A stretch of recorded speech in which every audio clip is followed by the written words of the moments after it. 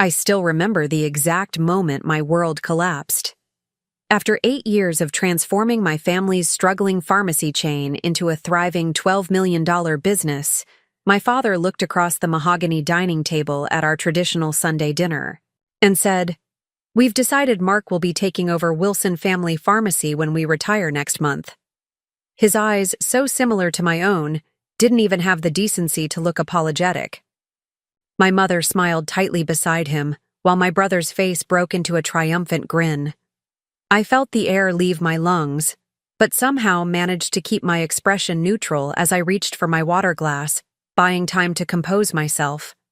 Before we jump back in, tell us where you're tuning in from, and if this story touches you, make sure you're subscribed, because tomorrow, I've saved something extra special for you. Growing up in Lakeside, Michigan, the Wilson Family Pharmacy was more than just a business. It was our legacy. My grandfather had started with a single storefront in 1965, and by the time my father took over, we had 3 locations across the Y County. I had practically grown up behind that counter, counting pill bottles after school and learning customer names. It was in my blood. When I told my parents I wanted to pursue a pharmacy degree, they were thrilled.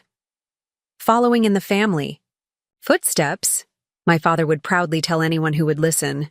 What he didn't expect was that I would follow it up with an MBA. "What does a small-town pharmacist need with business school?" he'd asked. But I had bigger visions for our family legacy. Mark, my older brother by 3 years, had never shown any interest in the family business. While I was memorizing drug interactions and learning accounting principles, he was jumping from one venture to another.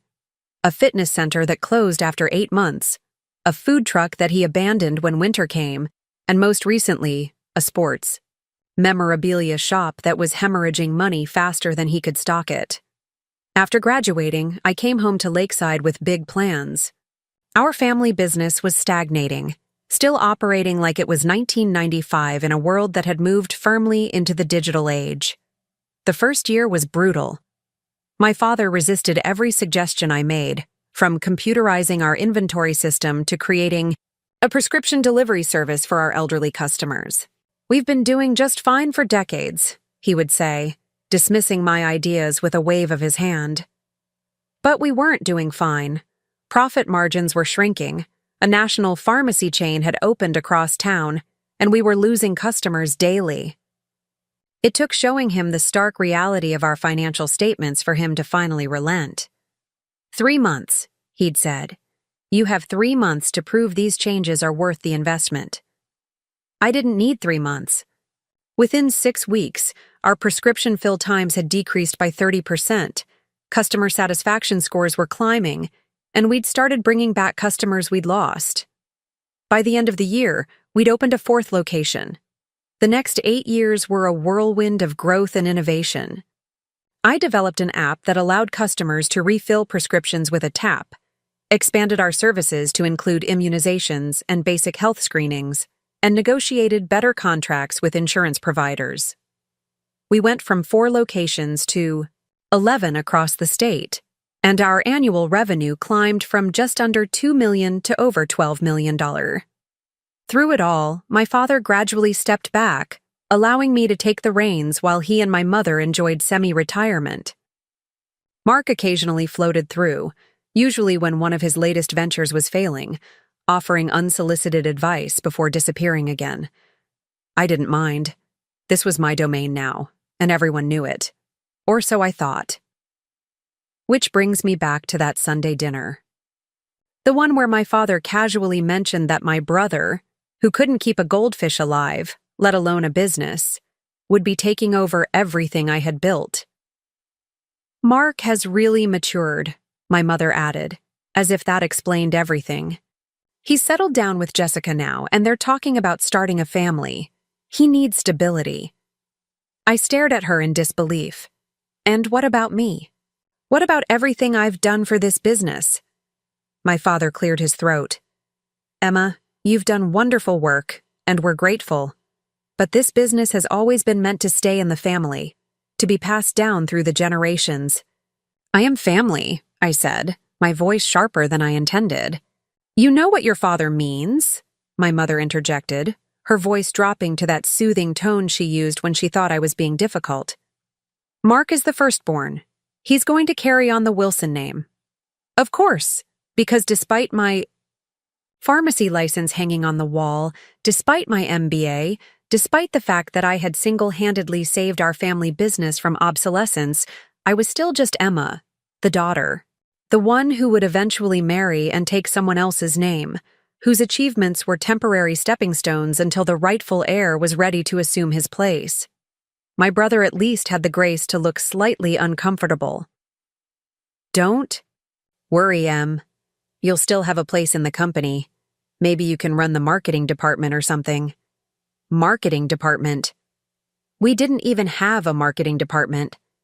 I had handled all of that myself, along with operations, expansion, staffing, and everything else while he had been busy running his sports memorabilia shop into the ground. I looked around the table at my family, my father with his expectant expression, as if waiting for my gratitude that they'd found a place for me in my own company. My mother with her pleading eyes, silently begging me not to make a scene. And Mark already mentally redecorating my office. "When does this transition happen?" I asked, my voice so calm it surprised even me. "We'll start next week," my father replied. "We want to make the announcement at the company picnic on Saturday. Give everyone time to adjust before we officially retire at the end of the month." 6 days. They were giving me 6 days before pulling the rug out from under me. I nodded slowly, taking another sip of water. "I see." The conversation shifted then to Jessica's latest charity project and my parents' upcoming anniversary trip. No one seemed to notice that I had stopped participating, that I was mentally calculating exactly what I needed to do before next Saturday. Because while they had been planning my professional demise, I had been quietly securing my future. They just didn't know it yet. After dinner, as everyone moved to the living room for coffee, I slipped away, claiming a headache. It wasn't entirely a lie. My temples were throbbing with the beginning of a migraine, but more than that, I needed space to think, to plan. I drove back to my downtown apartment, the lakefront views that had once brought me such peace now seeming to mock me. As soon as I closed my door behind me, I pulled out my phone and dialed Olivia. "They're giving the business to Mark," I said without preamble when she answered. "What? Your business? The one you built?" Her outrage was immediate and validating. "Apparently, he's the firstborn and needs stability now that he's thinking about starting a family," I replied, kicking off my heels and sinking onto my sofa. "That's the most sexist, outdated—" She stopped herself. "What are you going to do?" I gazed out at the dark waters of Lake Michigan, a strange calm settling over me. "I'm going to take what's mine."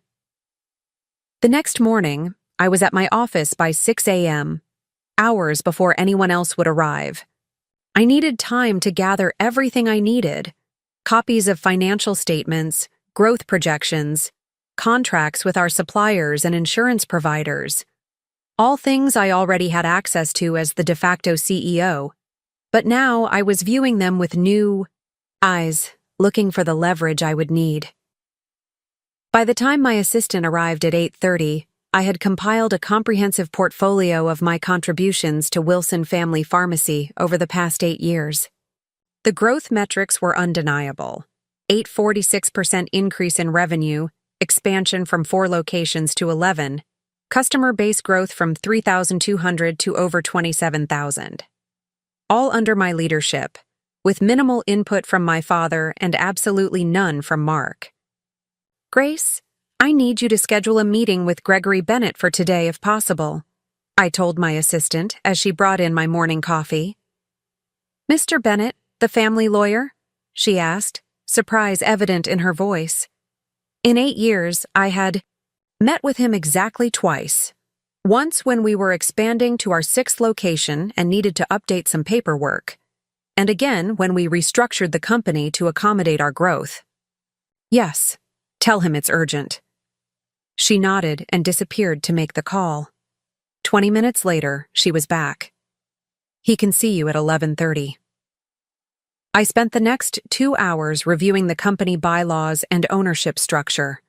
On paper, my father still owned 70% of the business, with my mother holding 20%, and Mark and I each having 5%.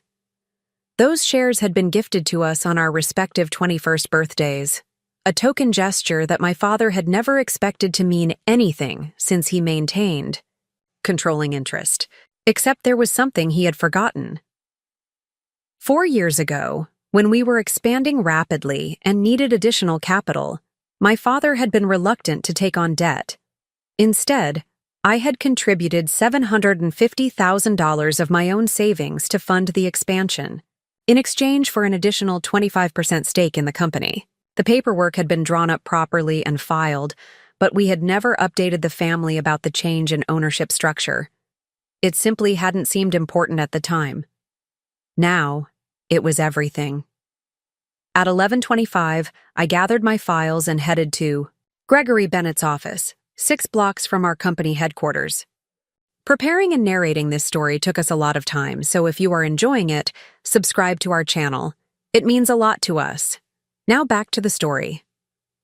The distinguished lawyer had been handling the Wilson family's legal affairs since before I was born, and I knew he had a soft spot for me.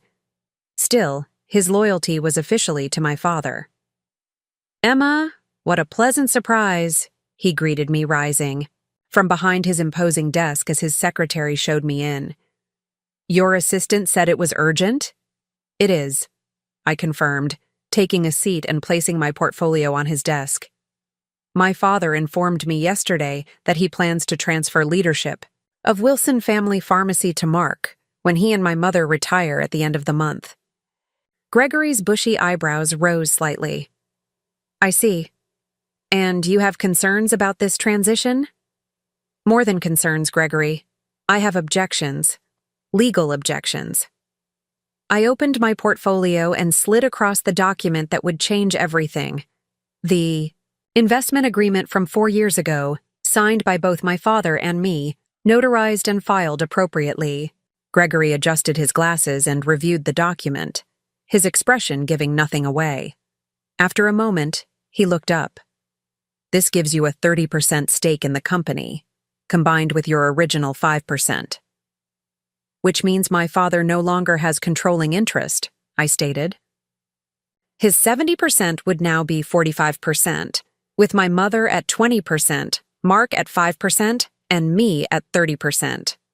If my parents are genuinely retiring and transferring my father's shares to Mark, that would give him 50% and me 30%, with my mother retaining 20%. Gregory nodded slowly. "That is correct, based on this agreement. However, as majority shareholder, even at 50% versus your 30%, Mark would still have controlling interest." I smiled then, sliding across another document. "Except for the shareholder agreement we all signed when we restructured 3 years ago. Section 7, Paragraph 3 specifically states that any major business decisions, including changes in executive leadership, require a 75% shareholder approval." The lawyer's eyes widened almost imperceptibly as he reviewed the clause. It had been included as a safeguard when we restructured, ensuring that no single stakeholder could make drastic changes without buy-in from the others. At the time, my father had held what he believed was 70% ownership, so the clause seemed inconsequential. He would only need another 5% from either my mother or one of us children to reach the threshold. But with the updated ownership structure, even with my mother's 20% support, my father and Mark together would only control 65% of the company, 10% short of what they needed to force this transition. "I see," Gregory said finally, removing his glasses and pinching the bridge of his nose. "Does your father realize this?" "I don't believe he remembers the details of either agreement," I replied. "He's been increasingly hands-off with the business aspects for years now." Gregory sighed, a sound of weary resignation. "Emma, what exactly are you hoping to achieve here? A legal battle with your family would be messy and painful for everyone. Involved. I leaned forward, keeping my voice steady. I'm not looking for a battle, Gregory. I'm looking for recognition of what I've built. This company would have failed years ago without my intervention. I've poured my life into it, expanded it beyond anything my father or grandfather could have imagined, and now they want to hand it to Mark, who has never shown any interest or aptitude for this business, simply because he's the son and I'm the daughter. The lawyer's expression softened. He had known me since I was a child, had watched me grow into the businesswoman, sitting before him now. What would you like me to do? I'd like you to prepare documentation outlining the current ownership structure and the requirements for leadership transition based on our shareholder agreement. And I'd like you to be present tomorrow when I meet with my parents and Mark to discuss this situation. Gregory considered this for a long moment before nodding. I can do that. But Emma, consider carefully before you proceed. Legal rights aside, this could permanently damage your relationship with your family. I thought about Sunday dinner, about how easily they had dismissed 8 years of my life, about how they had made plans to take away everything I had built without even consulting me. Some damages can't be undone, Gregory, I said quietly. They've made their choice. Now I'm making mine. That evening, I called my parents and asked them to meet me at their house the following day, suggesting that Mark should be there as well. I've been thinking about the transition, I explained, keeping my tone light. I have some ideas I'd like to discuss with everyone. My father sounded pleased. That's my girl. I knew you'd come around. If only he knew.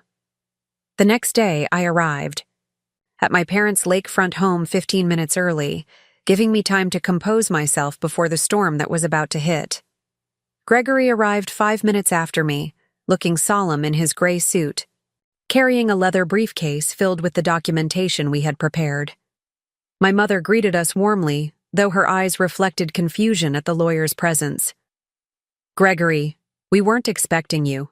Is everything all right? Everything's fine, Diane, he assured her with practiced ease. Emma asked me to join your discussion today, as there are some legal aspects to consider in this transition. My father entered the room then, followed closely by Mark. Both men froze momentarily at the sight of Gregory, a flicker of uncertainty crossing my father's face before his confident demeanor reasserted itself. Well, this looks serious, my father said with a forced chuckle, taking a seat at the head of the dining table. Emma said she had some ideas about the transition, but I didn't realize we needed legal counsel for that. Actually, Dad, I began, my heart pounding but my voice steady. I asked Gregory to join us because there are some important details about the company's ownership structure that need to be clarified before any transition can occur. Mark snorted. What's to clarify? Dad owns the company and he's decided I'm taking over. Seems pretty straightforward to me. Gregory cleared his throat, opening his briefcase and extracting a folder. Actually, Mr. Wilson, the ownership structure is a bit more complex than you might recall. As the lawyer began distributing copies of the documents we had prepared, I watched the color drain from my father's face. He remembered. Maybe not all the details, but enough to know what was coming. 4 years ago, Gregory continued, his professional tone unwavering, when the company needed capital for expansion, Emma invested $750,000 of her personal funds in exchange for an additional 25% ownership stake. This agreement was properly executed and filed. He tapped the document in front of them. This adjusted the ownership structure to 45% for Robert, 20% for Diane, 5% for Mark, and 30% for Emma. My mother gasped softly, looking between my father and me with widening eyes. Mark's expression darkened as he quickly did the math. Furthermore, Gregory pressed on, the shareholder agreement executed 3 years ago during company restructuring includes a clause requiring 75% shareholder approval for major business decisions, including changes in executive leadership. The silence that followed was deafening. My father stared at the documents before him, his jaw tight. What exactly are you saying? Mark finally demanded, glaring at me.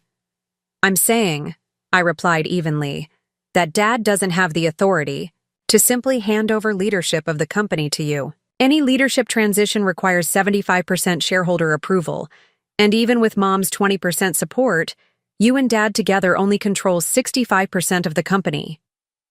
My father's hand came down hard on the table. This is absurd. I built this company. It's mine.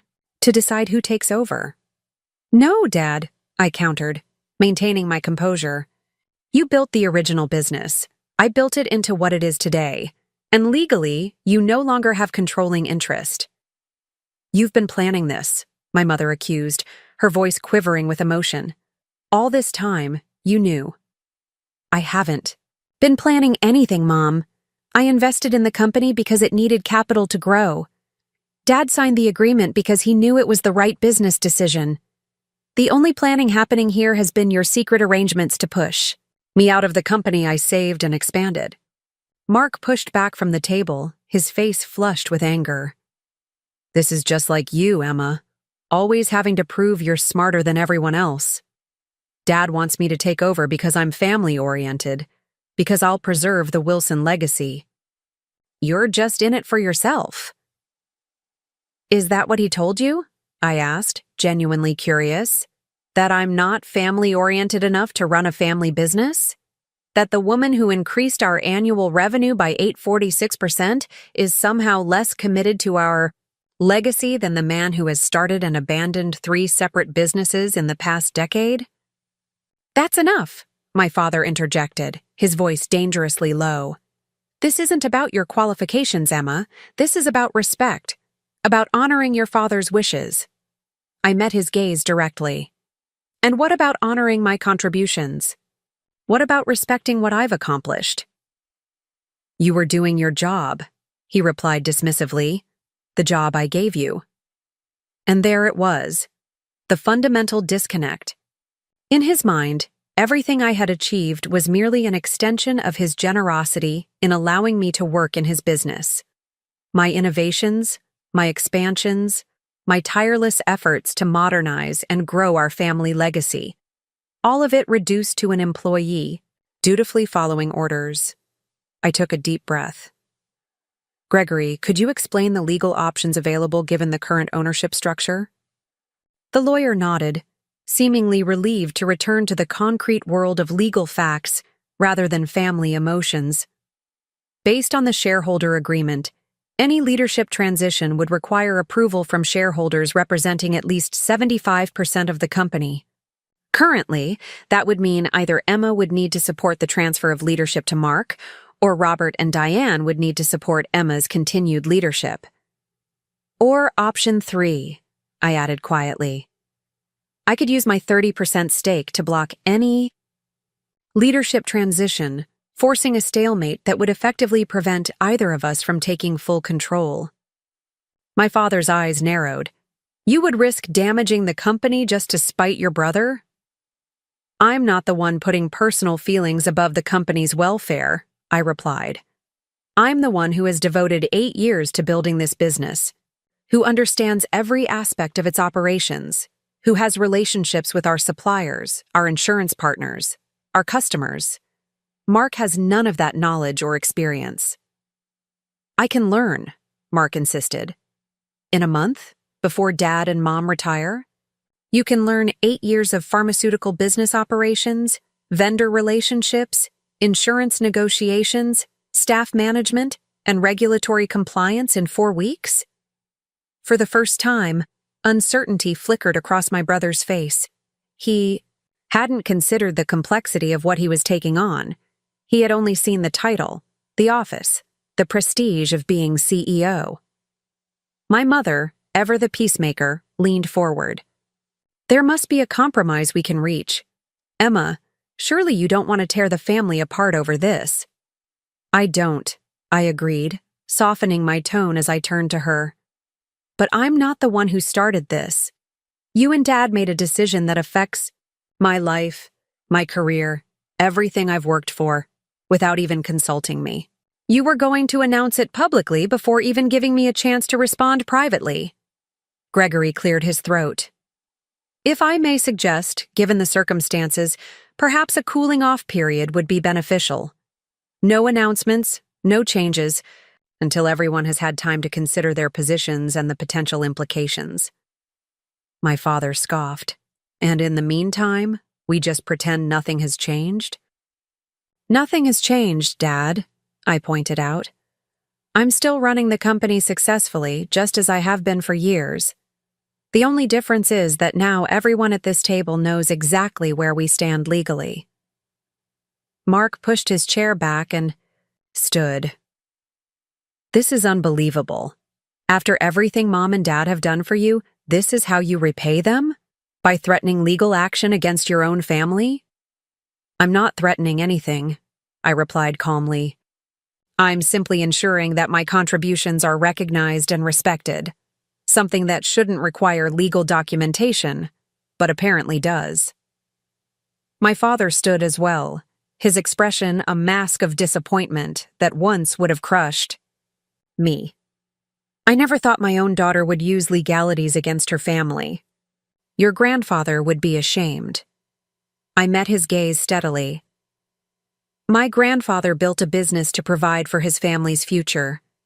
I've honored that legacy by ensuring the business will continue to thrive for generations to come. I think he would be proud. Without another word, my father left the room, followed closely by Mark. My mother lingered, her eyes filled with tears. Emma, please reconsider, she pleaded. Family is more important than business. I agree, I said softly. That's why I'm so hurt that you and Dad were willing to dismiss everything I've contributed to this family's business without a second thought. That's why I'm fighting for recognition of what I've built, not just for me, but for our entire family's future. She shook her head sadly and followed my father and brother, leaving me alone with Gregory. The lawyer began gathering his documents, his movements deliberate and unhurried. That went about as expected, he commented, closing his briefcase with a soft click. Yes, I agreed, feeling strangely hollow despite having achieved exactly what I came for. It did. What I didn't know then was that this was only the beginning. The battle for Wilson Family Pharmacy had just begun, and it would test not only my business acumen but also the very definition of family loyalty. The next morning dawned gray and misty over Lake Michigan, matching my mood perfectly as I drove to the main office of Wilson Family Pharmacy. After yesterday's confrontation, I expected some fallout, but I wasn't sure what form it would take. What I didn't expect was to find my brother's car already in the parking lot at 7:15 a.m.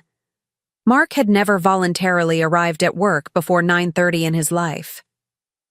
I parked beside his sleek BMW, noting with grim amusement that he'd chosen the spot usually, reserved for the chief financial officer. A small power play, but telling. Taking a deep breath, I gathered my belongings and headed inside, key card ready. The front desk was unmanned at this hour.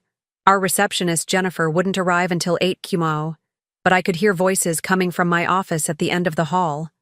My office.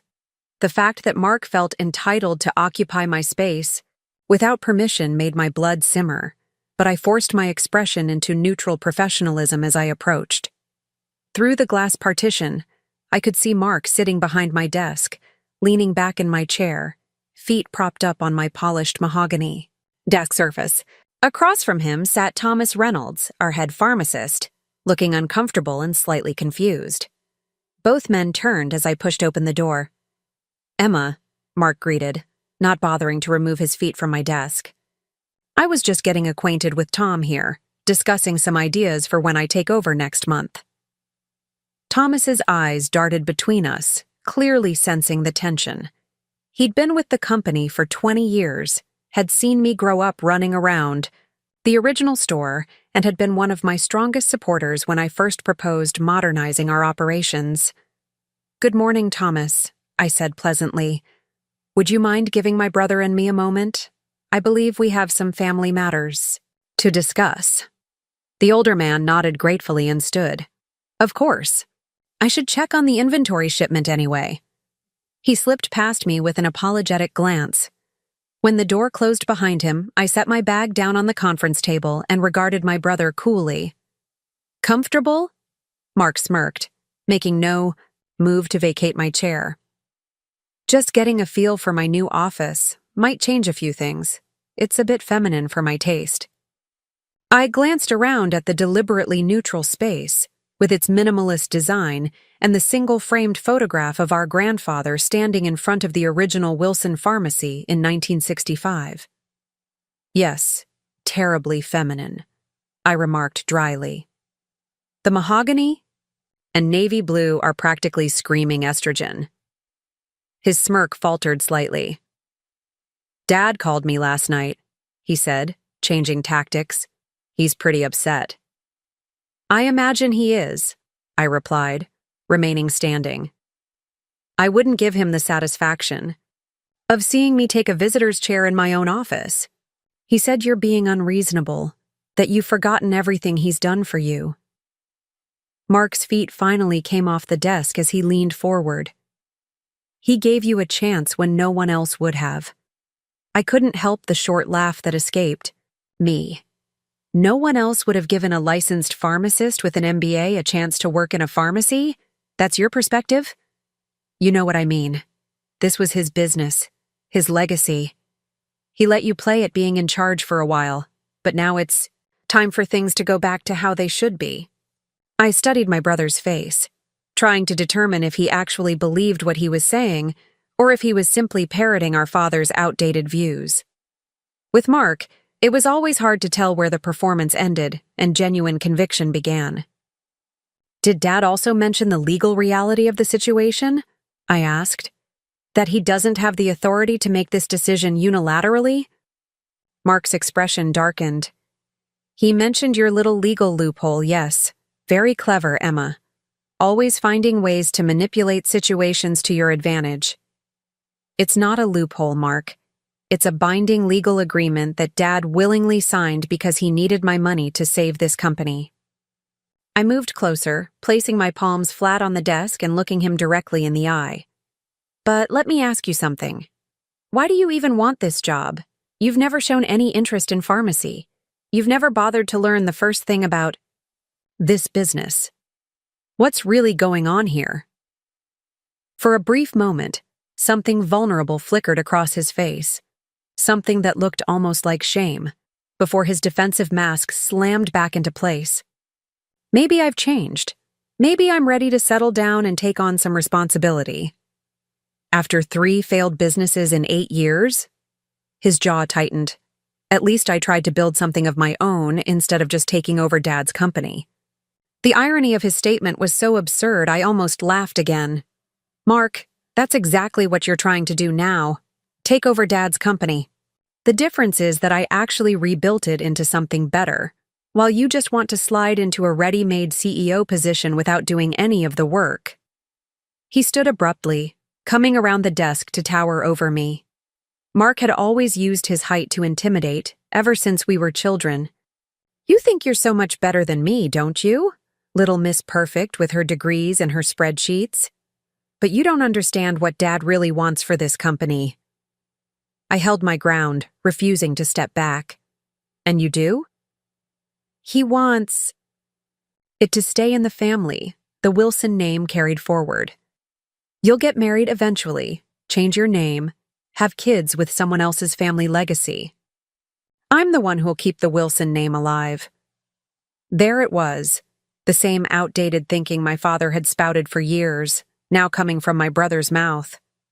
As if my chromosomes somehow made my contributions less valuable, less permanent. Tell me something, Mark, I said quietly. Your friend Jason Chen took over his mother's accounting firm last year, right? Even though he has a sister? He frowned, caught off guard by the change in topic. What does that have to do with anything? And the Henderson brothers all inherited equal shares in their parents' restaurant chain, despite only the youngest having any culinary experience. And when Bill Ferguson died, his daughter Sarah became CEO of Ferguson Construction, even though she has 2 brothers. What's your point, Emma? My point is that this outdated notion that daughters are somehow less capable of carrying on a family business is exactly that, outdated. It doesn't happen in other families we know. It's not some universal business principle. It's just Dad's prejudice, which you've apparently inherited along with his expectation of being handed a successful company you did nothing to build. Mark's face flushed with anger. You always have to make everything about gender, don't you? Maybe it's not about you being a woman.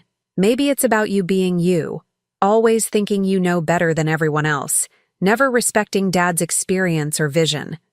His vision was going to bankrupt this company, I retorted. His experience wasn't enough to compete in today's market. I respect what Dad built, but I also recognize that he was 5 years away from closing our doors for good when I stepped in. And you never let anyone forget it, he snapped. The great savior Emma, swooping in to rescue the family business that the men were too incompetent to run properly. I took a deep breath, recognizing that we were getting nowhere. Mark, why are you really here this morning? What did you hope to accomplish by setting up camp in my office before normal business hours? He hesitated, then sighed, some of the aggression leaving his posture. Dad suggested I start shadowing you, learning the ropes, so to speak. He thinks if I show genuine interest in the business, you might reconsider your position. I raised an eyebrow. So this wasn't about staking a claim to my office or asserting dominance? A flicker of sheepishness crossed his face. Maybe a little of that too. Despite everything, I found myself fighting a small smile. This was classic Mark, part bluster, part genuine effort, all wrapped up in terrible execution. If you want to learn about the business, I'll teach you, I said finally. Not because I'm planning to step aside, but because you're a shareholder and you should understand what you own. But let's be clear.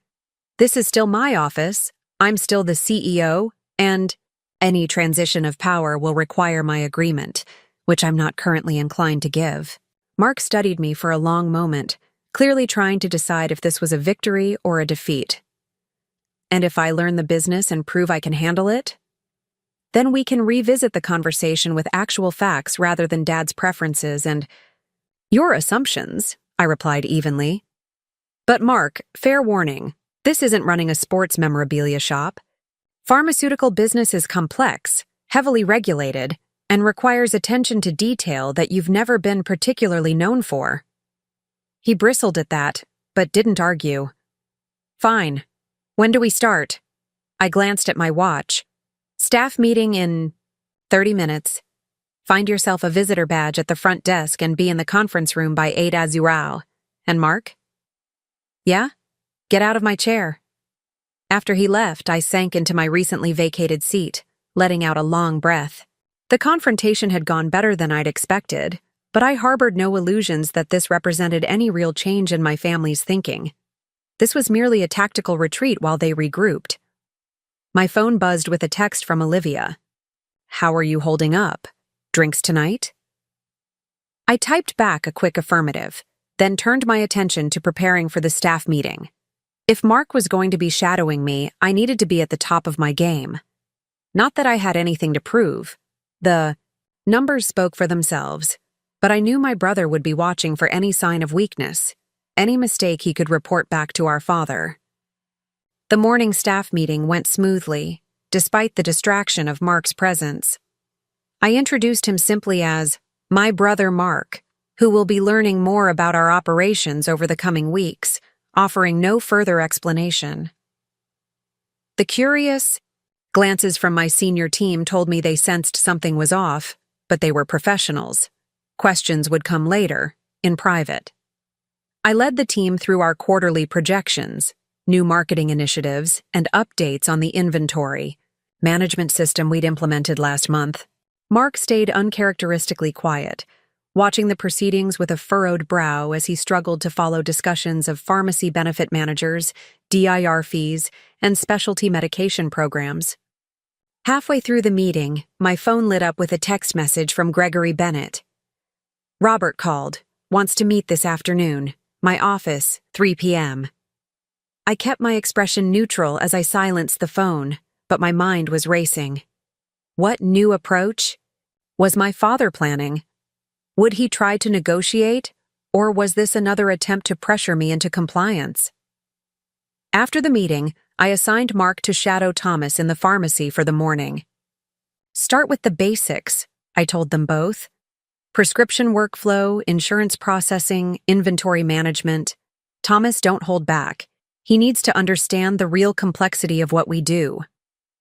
Thomas nodded, though I could see the question in his eyes. I would explain the situation to my senior team soon, but not with Mark present.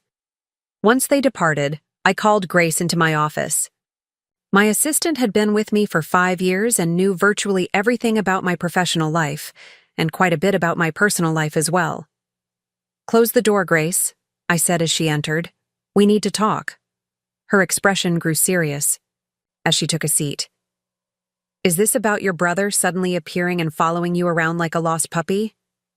I smiled despite myself. "Partly. There's a situation developing with my family that you should be aware of."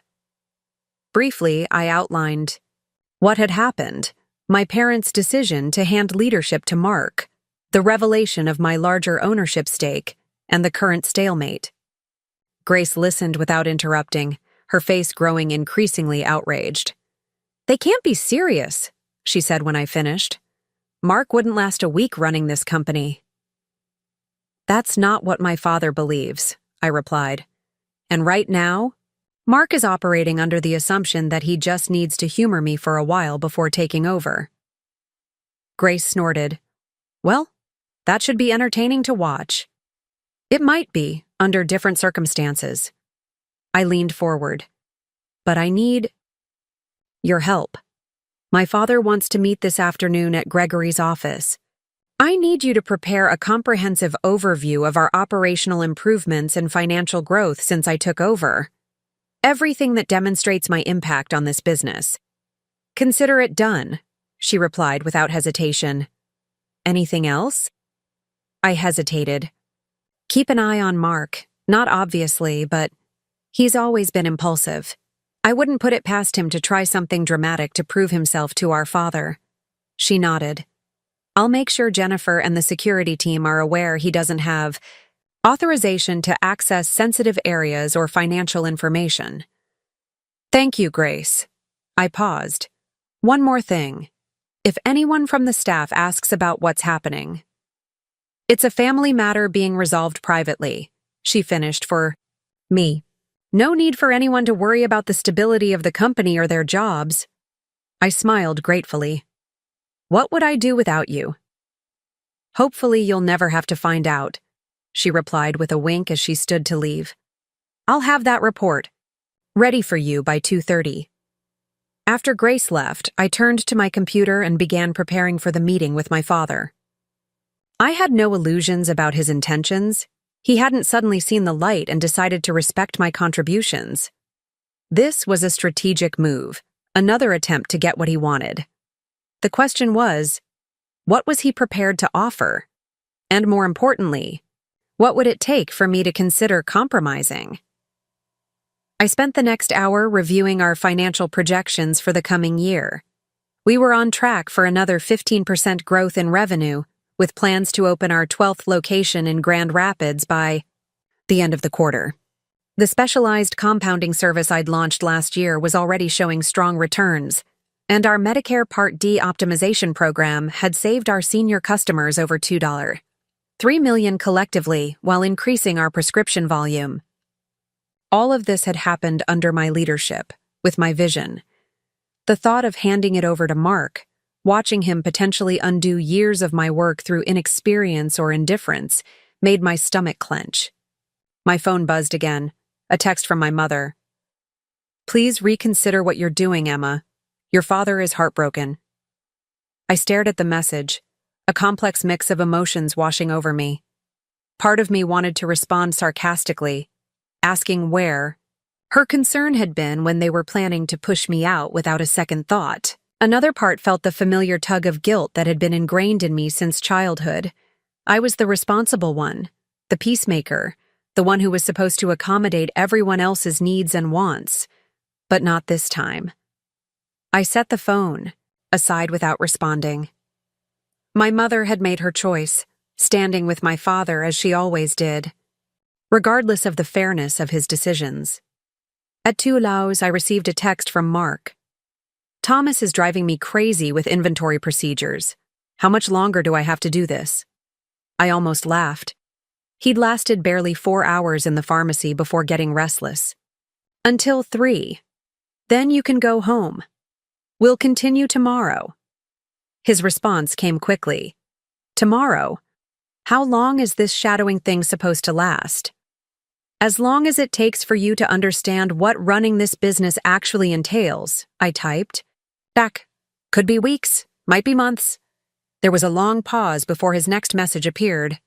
Dad won't wait months. That's between you and Dad, I replied. I'm just offering you the education you claim to want. He didn't respond after that, and I turned my attention back to preparing for the meeting. At 2:30, Grace delivered a comprehensive report detailing the company's transformation under my leadership, complete with graphs, testimonials from key partners, and projections for future growth. The documentation was meticulous and undeniable. This is excellent, Grace. Thank you. Just stating the facts, she replied with a smile. Do you want me to call for a car to take you to Gregory's office? I shook my head. I'll drive myself. If Mark comes looking for me, tell him I had an appointment and we'll see him tomorrow morning. At 2:45, I gathered my materials and headed to my car. The drive to Gregory's office was short, but it gave me time to center myself, to prepare. For whatever my father might throw at me, by the time I parked in the visitor's space outside the law office, I felt calm and focused. Gregory's secretary ushered me directly into the conference room where my father was already waiting. He stood as I entered, his expression impossible to read. Emma, he greeted, his voice formal. Dad, I replied with a nod, taking the seat across from him. Where's Gregory? He'll join us in a few minutes. I asked for some time alone with you first. My father settled back into his chair, studying me with those penetrating blue eyes that had always seemed to see right through me when I was a child. You've put us all in a difficult position. I raised an eyebrow. I've put us in a difficult position. This isn't how things were supposed to go, he continued, ignoring my interjection. I had a plan for this company, for our family. A plan that didn't include me, I pointed out. He sighed, running a hand through his silver hair. Of course it included you, just not in the role you've become accustomed to. The role I've earned, I corrected. The role I've excelled in for 8 years. My father leaned forward. Emma, no one is disputing that you've done well. You've made improvements to the business, modernized operations, increased profitability. Those are all commendable achievements. But Wilson Family Pharmacy was always meant to be passed down to the next generation of Wilson men. It's tradition. It's how my father intended it, and his father before him. I couldn't help the bitter laugh that escaped me. Grandpa Wilson didn't have a daughter, and great-grandpa didn't even have a pharmacy. He was a farmer. So let's not pretend this is some ancient family tradition that can't possibly be broken. My father's jaw tightened. The point is, I've made my decision. Mark will be taking over the company. Except it's not your decision to make anymore, I replied evenly. Legally, you need my agreement, and I don't agree. So what are you proposing? He asked, an edge creeping into his voice. That you remain CEO indefinitely? That Mark never gets his chance to lead the family business? I set my folder on the table and opened it, revealing the first page of Grace's report. I'm proposing that leadership of this company should be based on merit, not gender, on capability, not birth order. Mark is capable, my father insisted. He just needs the opportunity to prove it. The opportunity that you never required him to earn? I pointed out. The opportunity you were ready to give him without any demonstration of his abilities or commitment. My father's expression hardened. I know my son. I know what he's capable of. Do you? Because from where I'm sitting, Mark has demonstrated exactly one consistent trait in his adult life: the inability to commit to anything long-term. 3 failed businesses, Dad. 3.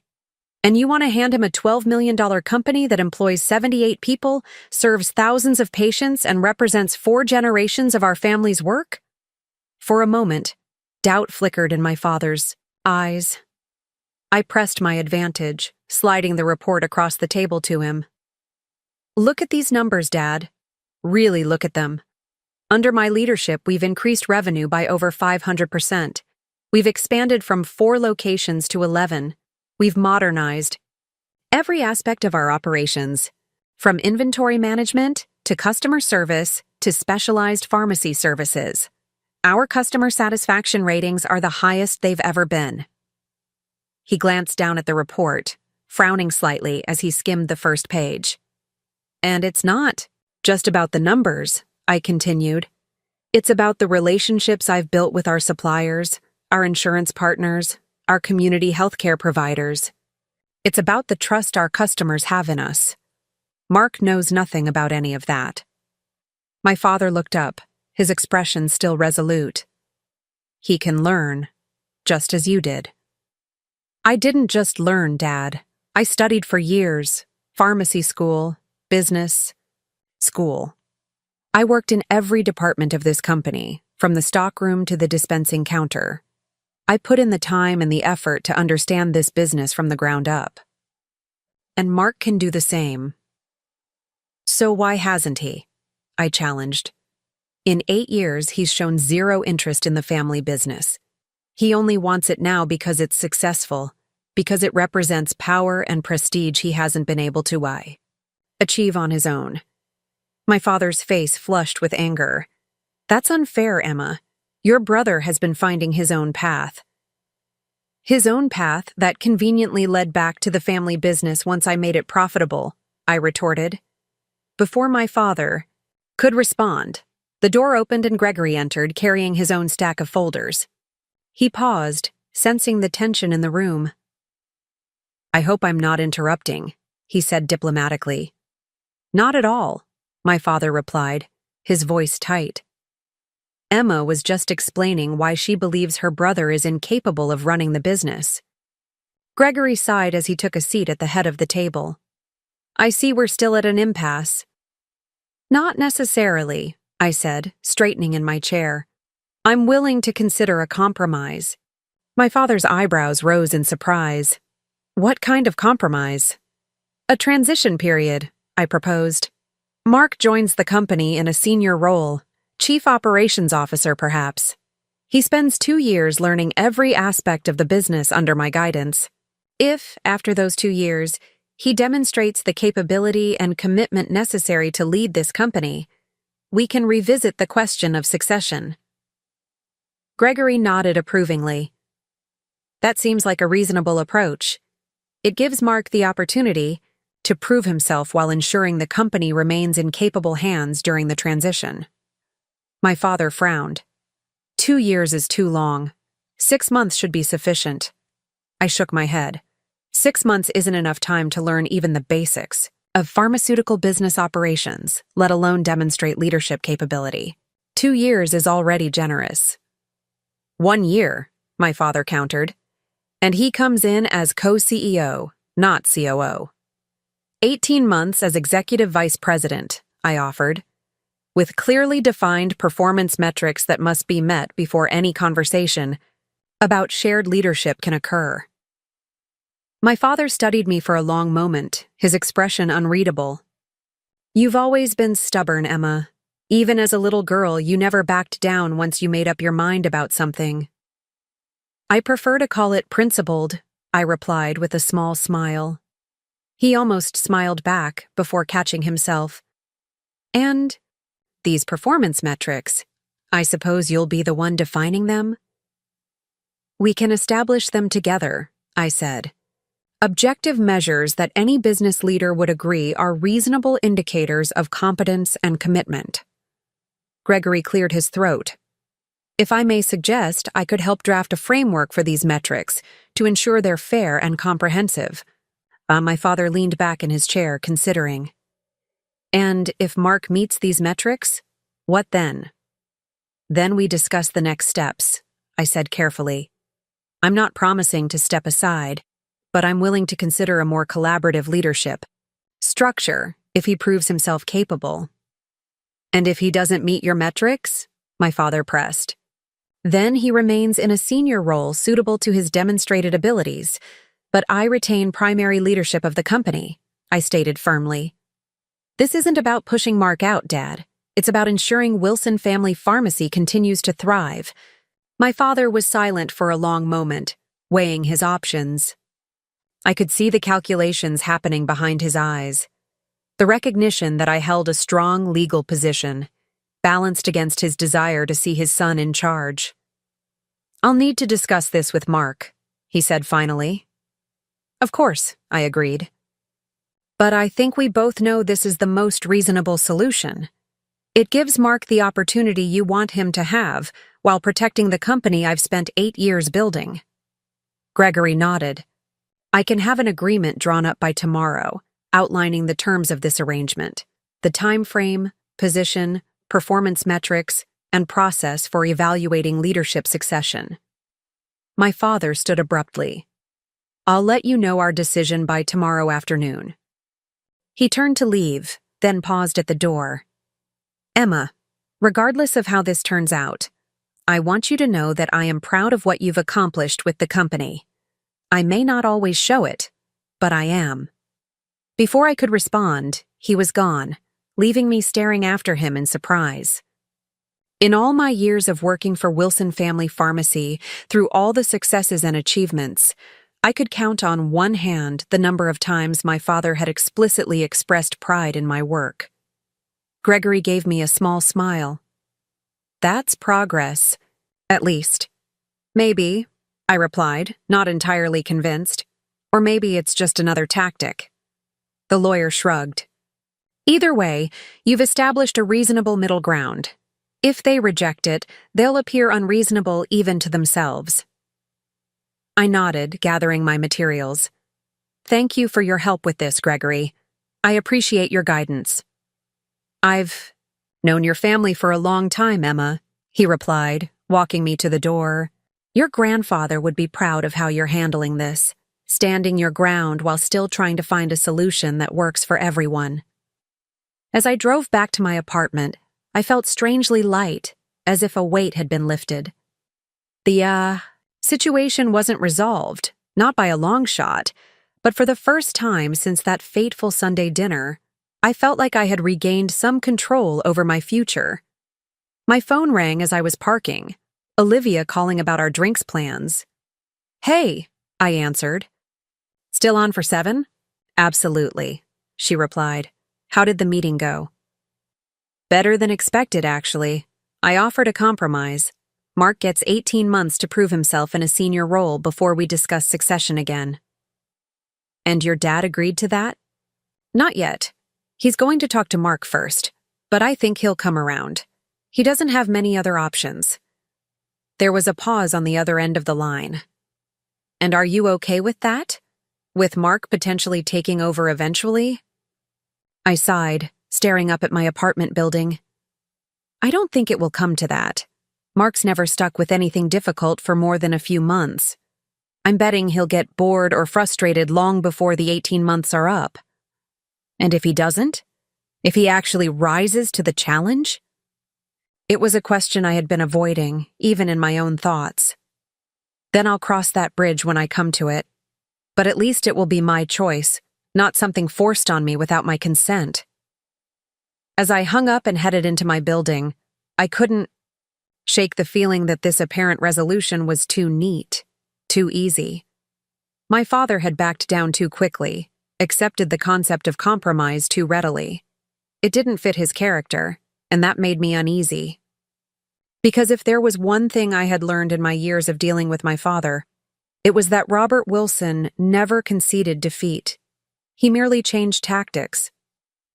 What I didn't know then was that my father's next move would change everything, throwing our carefully negotiated compromise into chaos and forcing me to make choices I never thought I'd face. 2 days passed with no word from my father or Mark. I maintained my normal routine at work, reviewing quarterly projections with the finance team, meeting with our pharmaceutical suppliers about upcoming contract renewals, and checking in with managers at our various locations. To anyone watching, it would appear as though nothing had changed, but the silence from my family hung over me like a storm cloud, making it difficult to focus on anything else.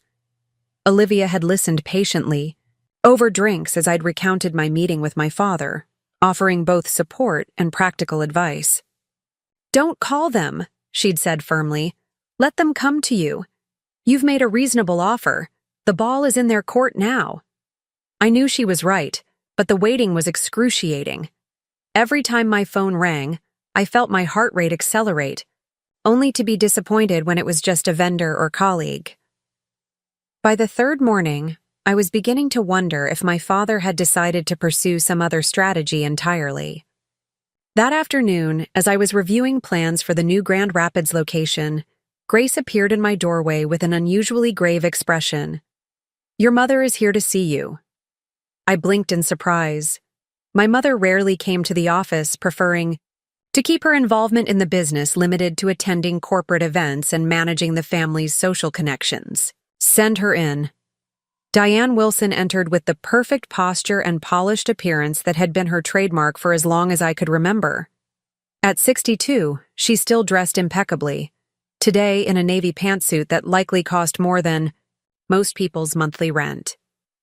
Despite our strained relationship, I had always admired her composure and dignity. "Emma," she greeted me, accepting the seat I offered with a graceful nod. "Thank you for seeing me without an appointment." "Of course. Mom, is everything all right?" I studied her face, trying to discern her purpose in coming here. My mother was not given to spontaneous visits, particularly in the middle of a family conflict. She folded her hands in her lap, a gesture I recognized as her way of centering herself before difficult conversations. "Your father had a heart attack last night." The words hit me like a physical blow. "What? Is he?" "He's stable," she quickly assured me. "They performed an angioplasty this morning. The doctors say he was fortunate. The damage was minimal. And they caught it early." I sank back in my chair, relief washing over me. "Why didn't you call me? I would have come to the hospital immediately." Something flickered across her face, discomfort perhaps, or guilt.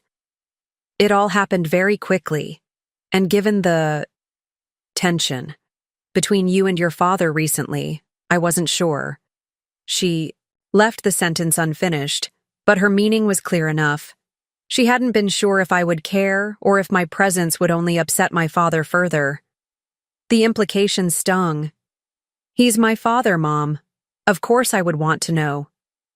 I kept my voice even with effort. "Which hospital is he in?" "Lakeside Memorial. He'll be there for at least 2 more days for observation." She hesitated.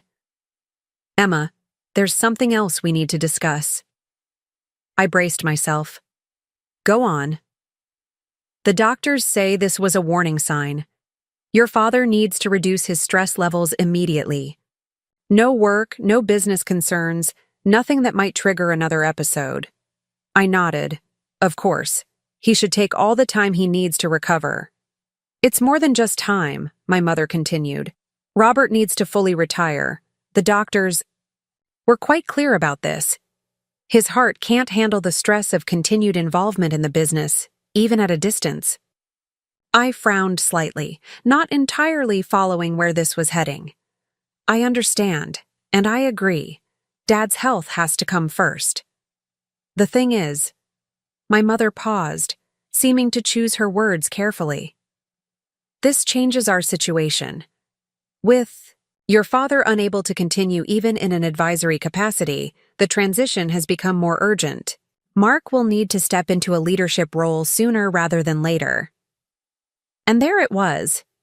I should have known my mother's visit wasn't purely to inform me about my father's health. There was always an agenda with Diane Wilson, always a calculated purpose behind her actions. "Mom," I said slowly, "Dad's health emergency doesn't change the legal reality of our situation. I still hold 30% of the company. The shareholder agreement still requires 75% approval for leadership changes." Her lips thinned slightly. "Emma, your father just had a heart attack. Surely you can set aside business concerns for the sake of his health?" The implied accusation made my blood simmer. "I'm not the one who brought up business concerns, Mom. You are. I'm genuinely worried about Dad and want him to recover fully. That doesn't mean I'm suddenly going to hand over the company to Mark without the proper process we've already discussed." My mother's carefully maintained composure slipped, just for a moment. "This isn't just about the business anymore. It's about your father's life. The doctors say he needs to eliminate stress, and knowing that the succession plan he wanted is in place would give him peace of mind." I stood and walked to the window, needing a moment to gather my thoughts. The lakefront stretched out below, waves lapping gently at the shore despite the turmoil in my office. I turned back to face my mother. "I want to see him," I said firmly. "Today? And I want to speak with his doctors myself." Something like alarm flashed in my mother's eyes. "That's not necessary. I've told you what they said." "It is necessary," I cut her off. "If Dad's condition is as serious as you say, then I need to understand exactly what we're dealing with. As CEO of this company and as his daughter." My mother's jaw tightened, but she nodded reluctantly. "Fine. Visiting hours end at 8 p.m. "I'll be there at 5, I replied. "And Mom, next time my father has a medical emergency, call me immediately. No matter what else is going on between us, I deserve to know." She stood, smoothing her already perfect pantsuit. "Of course, I apologize for the oversight." As she turned to leave, a thought struck me. "Does Mark know? About Dad's heart attack?" "Yes," she replied without turning around. "He was at the hospital all night." The door closed behind her, leaving me alone with a whirlwind of emotions. Concern for my father battled with suspicion about the convenient timing of this health crisis. It was a horrible thought, one that made me ashamed even as it formed in my mind. But I couldn't shake the feeling that my mother wasn't telling me the whole story. I called Grace in. "Cancel my meetings for the rest of the day. My father is in the hospital. Heart attack." Her eyes widened. "Oh my God, Emma, I'm so sorry. Is he going to be okay?" "They say he's stable," I replied, already gathering my things.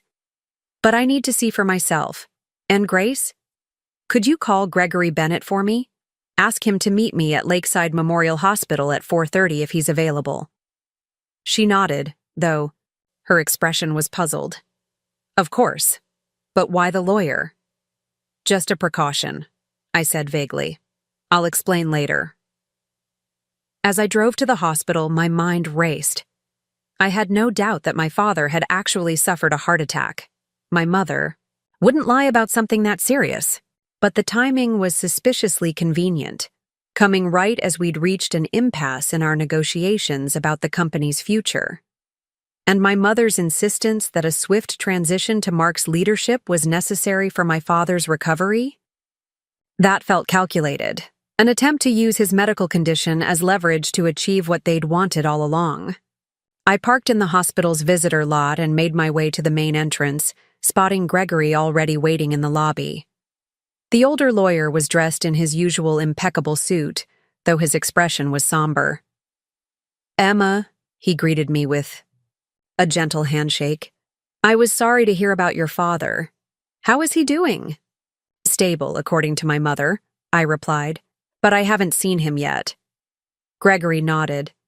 "May I ask why you wanted me to meet you here? I'm happy to provide support, of course, but this seems more like a family matter than a legal one." I lowered my voice. "My mother visited me earlier today to inform me about Dad's heart attack. She also suggested that for the sake of his health, I should agree to Mark taking over the company immediately, without the transition period we discussed." The lawyer's eyebrows rose. Ah, and you're concerned this might be an attempt to circumvent the legal considerations we've established? I don't want to believe that, I admitted. But I also know my family. They've made it very clear what outcome they want, and they're not above using emotional leverage to get it. Gregory considered this, stroking his chin thoughtfully. It's a delicate situation. On one hand, your father's health must be the priority. On the other, major business decisions shouldn't be made under duress or emotional manipulation. Exactly. I want you with me when I speak to his doctors, so we both have a clear understanding of his actual medical needs versus what might be embellished for strategic purposes. The lawyer frowned slightly. Are you suggesting your mother might have exaggerated your father's condition? No, I said quickly. I believe Dad had a heart attack, but I do think the connection between his recovery and Mark taking over the company immediately might be overstated. We took the elevator to the cardiac care unit on the 4th floor. As we approached the nurse's station, I spotted Mark emerging from a room halfway down the hall. He froze when he saw me, his expression cycling rapidly from surprise to wariness. Emma, he said as I reached him. You finally decided to show up. I ignored the barb. How is he? Mark's face softened slightly. Better than he was last night. They say the procedure went well. He's resting now. I nodded, feeling a genuine wave of relief. Good. I'd like to see him. He's sleeping, Mark replied, positioning himself slightly in front of the door. Mom said not to disturb him. I won't wake him, I promised. I just need to see for myself that he's okay. My brother hesitated, then finally stepped aside with obvious reluctance. Fine, but who's this? He asked, eyeing Gregory suspiciously. This is Gregory Bennett, I replied. Our family lawyer. I'd like him to speak with Dad's doctors as well, to make sure we have a clear understanding of his condition and needs going forward. Mark's eyes narrowed. You brought a lawyer to Dad's hospital room? Seriously, Emma? I'm just being thorough, I replied evenly. Dad would expect nothing less from the CEO of his company. Before Mark could respond, the door to my father's room opened, and my mother emerged. She stopped short at the sight of me and Gregory. Emma, she greeted me with a stiff nod. And Mr. Bennett, I didn't expect to see you here. Gregory smiled diplomatically. I came to offer support to the Wilson family during this difficult time. How is Robert doing? Resting, my mother replied, her gaze flicking between the lawyer and me. The doctors say he needs absolute quiet. I understand, I said. But I'd still like to see him, even if he's sleeping. And I'd like to speak with his doctors, with Gregory present. My mother's lips pressed into a thin line. I've already spoken with the medical team extensively. There's no need to bother them again. It's not a bother, Mrs. Wilson, came a new voice from behind us. A woman in a white coat approached, extending her hand. Dr. Patel, cardiology, you must be Emma. Your father has mentioned you often during our intake discussions. I shook her hand, feeling a small surge of validation that my father had at least acknowledged my existence to his doctors. Yes, I'm Emma Wilson. This is Gregory Bennett, our family lawyer. I was hoping to get an update on my father's condition, directly from you, if that's possible. Dr. Patel glanced at my mother, who gave a tight nod of permission. Of course. Why don't we step into the consultation room for some privacy? She led us, me, Gregory, Mark, and my mother, into a small conference room adjacent to the nurse's station. Once we were seated, Dr. Patel opened a tablet and pulled up my father's charts. Mr. Wilson experienced what we call a mild myocardial infarction, a heart attack, yesterday evening. We performed an angioplasty this morning to clear the blockage in his right coronary artery and placed a stent to keep the artery open. The procedure was successful, and the damage to his heart muscle appears minimal. Relief washed over me. That's good news. Dr. Patel nodded. It is. However, this event is still a serious warning sign. Your father has elevated blood pressure, high cholesterol, and his stress test results indicate he's been under significant strain. We'll be adjusting his medications, but lifestyle changes will be essential to prevent a more serious cardiac event in the future. What kind of lifestyle changes? Gregory asked.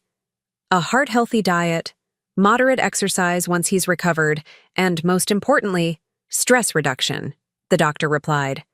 I understand Mr. Wilson is involved in a family business. He's the founder and majority owner, my mother interjected quickly, though he's been planning to retire. Dr. Patel nodded. Retirement would be advisable, yes. Complete disengagement from work-related stress for at least 6 months, and then only minimal involvement after that, depending on his recovery progress. And what constitutes work-related stress? I asked carefully. Are there specific activities he should avoid? Anything that raises his blood pressure, Dr. Patel explained. Decision-making responsibilities, contentious business meetings, financial concerns. These can all trigger stress responses that would be dangerous in his condition. I nodded thoughtfully. So if there were unresolved business matters causing him worry, it would be better to resolve those quickly and completely, rather than leaving them open-ended. Generally speaking, yes, the doctor agreed. Closure on stressful matters would be beneficial, provided the process of reaching that closure doesn't itself create additional strain. I caught the slight narrowing of my mother's eyes as she realized where I was going with this line of questioning. One last question, Dr. Patel, I said. In your professional opinion, would it be more stressful for my father to know that his company is in experienced, capable hands that have successfully guided it for the past 8 years, or to worry about it being transferred to someone with no experience in the industry? Mark stiffened beside me. Dr. Patel glanced between us, clearly sensing the undercurrents of family tension. I can't speak to the specific business dynamics at play here, she replied diplomatically. But generally, patients recover better when they have confidence in the stability of their affairs. Uncertainty tends to increase stress levels. Thank you, doctor, Gregory said smoothly, standing to shake her hand. This has been very informative. Would it be possible for me to get a copy of Mr. Wilson's care instructions and recommendations? The family wants to ensure they're following medical advice precisely. Of course, I'll have the nurse print those for you.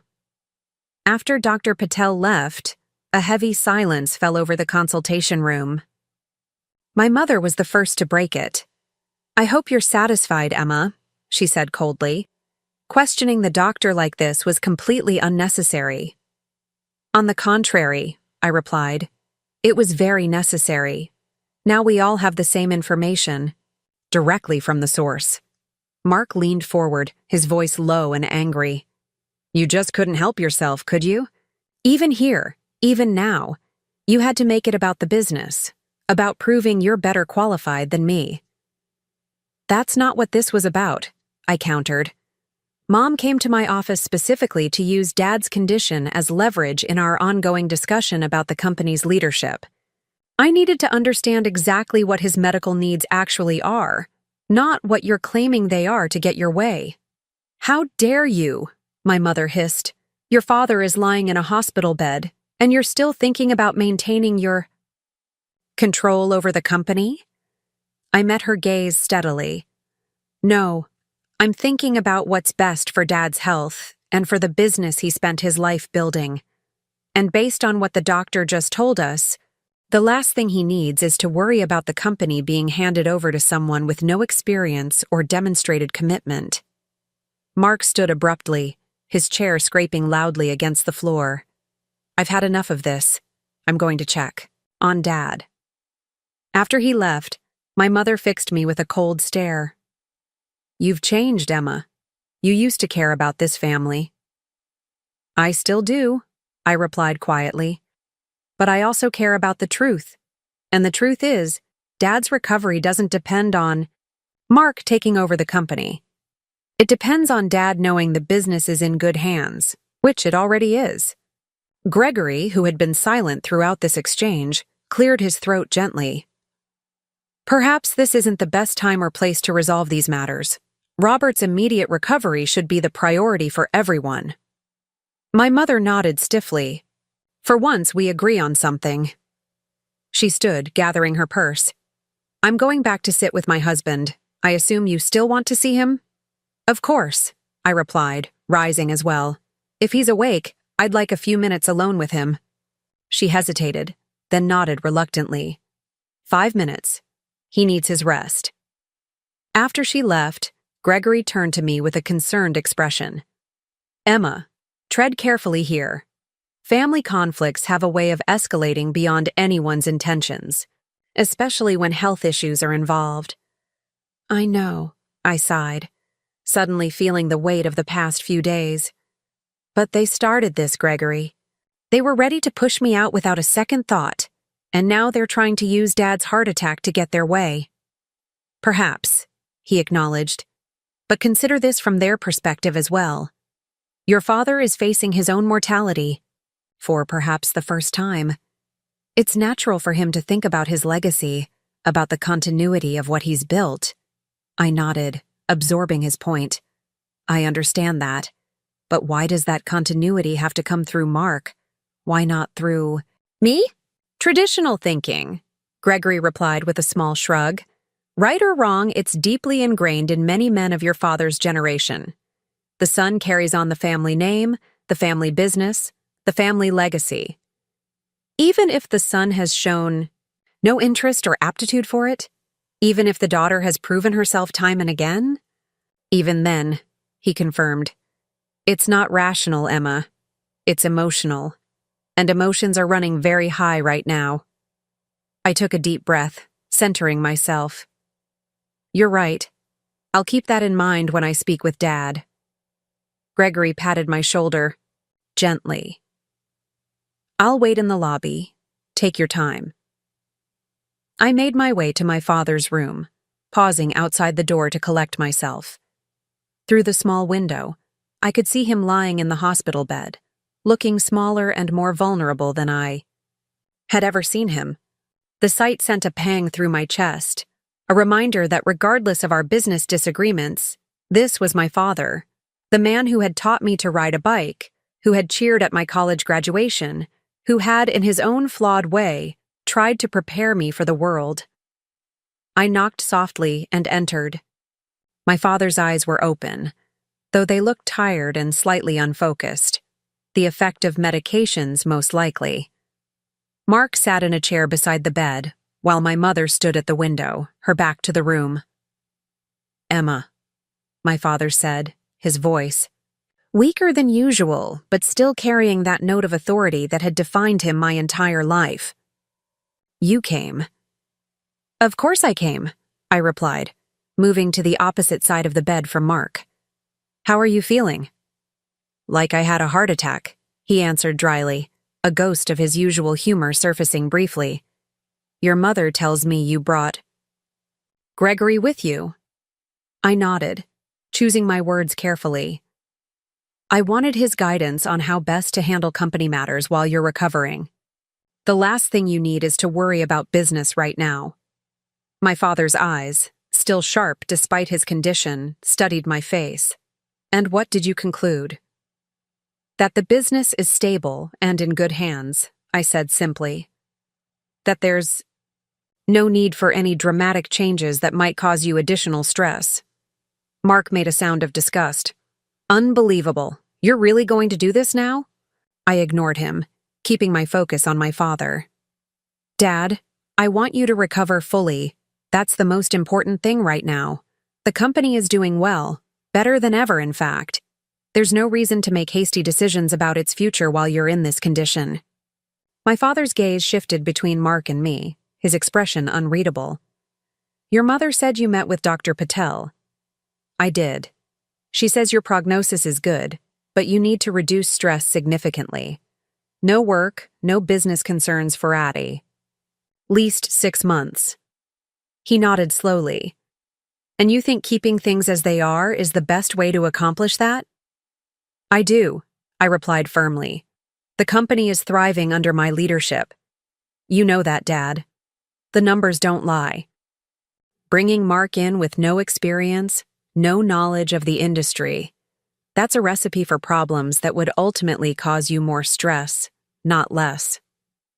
My mother turned from the window, her voice tight with anger. That's enough, Emma. Your father doesn't need this right now.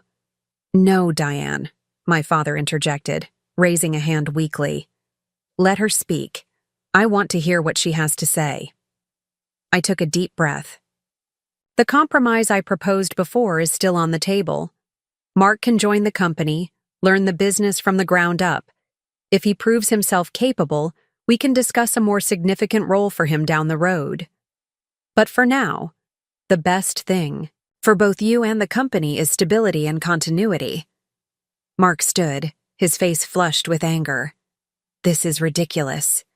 Dad, she's using your condition to keep control of the company. Can't you see that? Actually, I countered, that's exactly what you and Mom were trying to do.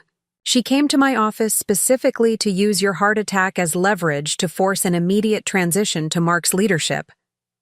My father's eyes widened slightly, turning to my mother. Diane? She had the grace to look momentarily abashed, before rallying. I merely pointed out that knowing the succession plan was in place would give you peace of mind during your recovery. Which is true.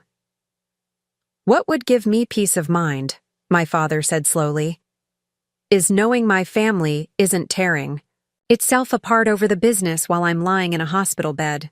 Us? The rebuke landed heavily on all of us.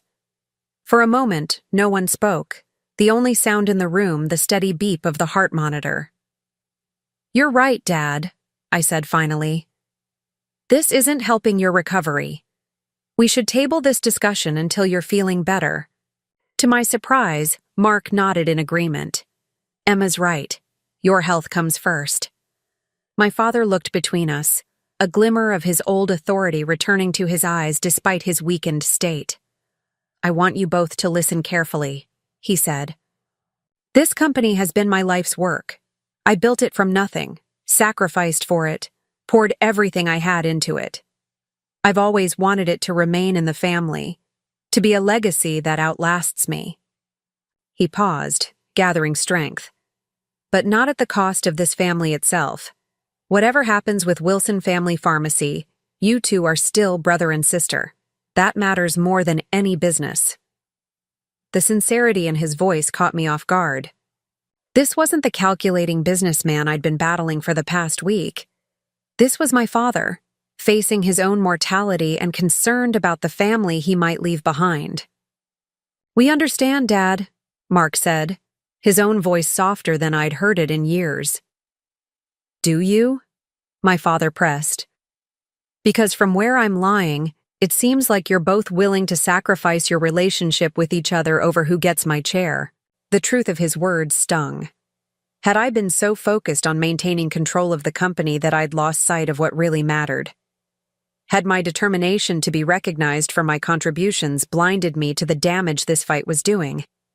To our family? I don't want to fight with Mark, I said quietly. I just want to be respected for what I've built, for what I've contributed to this company. My father's expression softened. I know, Emma. And you deserve that respect. You've done remarkable things with the business, taken it further than I ever could have. He turned to Mark. And you need to recognize that. Your sister has earned her position through years of hard work and proven results. Mark looked down, a flicker of something like shame crossing his face. I know she has, Dad. But Emma, my father continued, turning. Back to me. Mark is your brother. He deserves a chance too. Not handed to him, not given out of nepotism, but a genuine opportunity to prove himself, to find his place in this family's legacy. I nodded slowly, seeing the wisdom in his words. That's all I've been asking for. A fair process, based on merit and demonstrated capability. My father closed his eyes briefly, fatigue evident in his face. Then that's what we'll do. But not today. Today, I need to rest. And you two need to remember that you're family first. Business associates second. It was a clear dismissal, and we all recognized it. My mother moved to adjust his pillows, her expression softening with concern. We should let you sleep now, Robert. He nodded, his eyes already drifting closed. Emma, he murmured. Stay. A moment, just you. Mark and my mother exchanged glances but left without protest. When the door closed behind them, my father opened his eyes again, fixing me with a steady gaze that belied his weakened condition. I owe you an apology, he said quietly. The words were so unexpected that for a moment I couldn't respond. Robert. Wilson didn't apologize. Not to employees, not to business rivals, and certainly not to his children. For what? I finally managed. For not seeing what was right in front of me all these years, he replied. For not acknowledging what you've accomplished with the company. For holding on to outdated ideas about who should lead and why. I swallowed hard against the sudden tightness in my throat. Thank you for saying that, Dad. He reached for my hand, his grip weaker than I remembered, but still firm. This heart attack. It makes you think about things differently. About what matters. About mistakes you've made. You don't need to... I do, he interrupted. I do need to say this. You were right about the business, Emma. You saved it when I was too stubborn to see it was failing. You transformed it into something far beyond what I had built. I should have recognized that long ago. Tears pricked at the corners of my eyes. After 8 years of fighting for recognition, of struggling to be seen as more than just the daughter, my father was finally acknowledging my contributions. That means a lot to me, I said softly. He nodded, his eyes drifting closed again. I still want Mark to have a place in the company. He's my son, your brother. But it has to be earned, not given. You've proven that's the right way. I agree, I replied. And I'm willing to help him, to teach him, if that's what he truly wants. My father squeezed my hand weakly. Good. Because whatever happens with me, the future of Wilson Family Pharmacy rests with you two now. And I'd rather leave knowing you're working together than at odds. The monitor beside his bed beeped, his heart rate elevating slightly. Concerned, I stood. You should rest now, Dad. We can talk more when you're stronger. He nodded, already drifting toward sleep. Remember what I said, Emma? The business matters, but family matters more. As I quietly left the room, those words echoed in my mind. Family matters more. It was a sentiment I had always believed in theory, but in practice, our family dynamics had often been shaped more by competition than cooperation, by hierarchy than mutual respect. Outside in the hallway, I found Mark leaning against the wall, arms crossed, expression guarded. What did he say to you? He asked. I hesitated, unsure how much to share of that private moment with our father. He apologized, I said finally, for not recognizing my contributions to the company sooner. Mark's eyebrows rose in surprise. Dad apologized? To you? I was as shocked as you are, I admitted with a small smile. My brother shook his head. In disbelief. This heart attack really has changed him. Maybe it's changed all of us, I suggested. Or at least, maybe it should. Mark studied me for a long moment, something shifting in his expression. Look, Emma, I know I haven't been fair to you. I know I've never acknowledged how much you've done for the company. No, I agreed. You haven't. Dad's right. You earned your position. You built that business into what it is today. He ran a hand through his hair, a gesture of frustration I recognized from our childhood. The truth is, I was jealous.